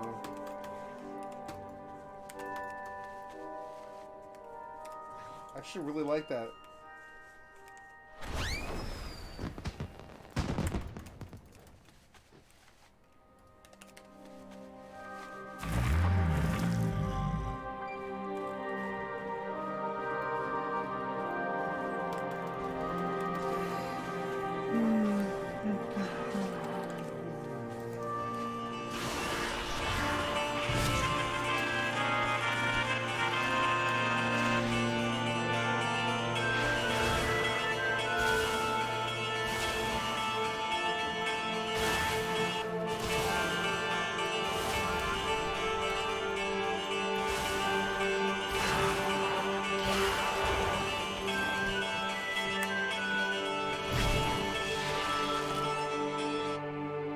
Hello?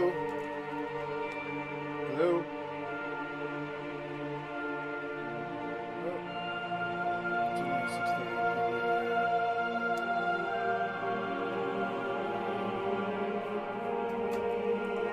Oh, I guess go to dinner, guys. I'm sorry. I got a distraction. I won't be gone too long.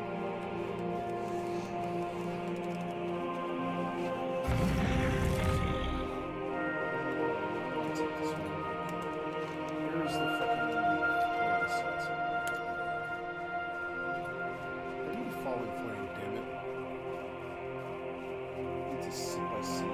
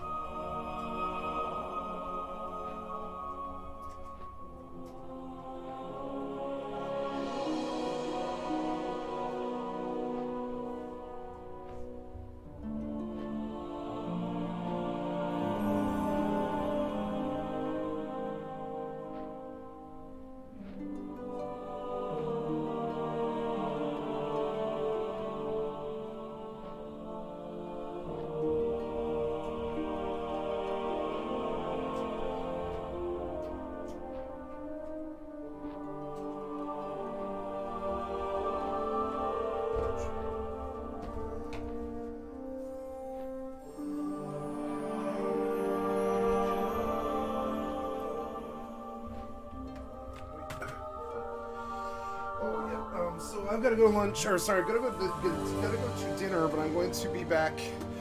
I will stop the stream, but I will be back.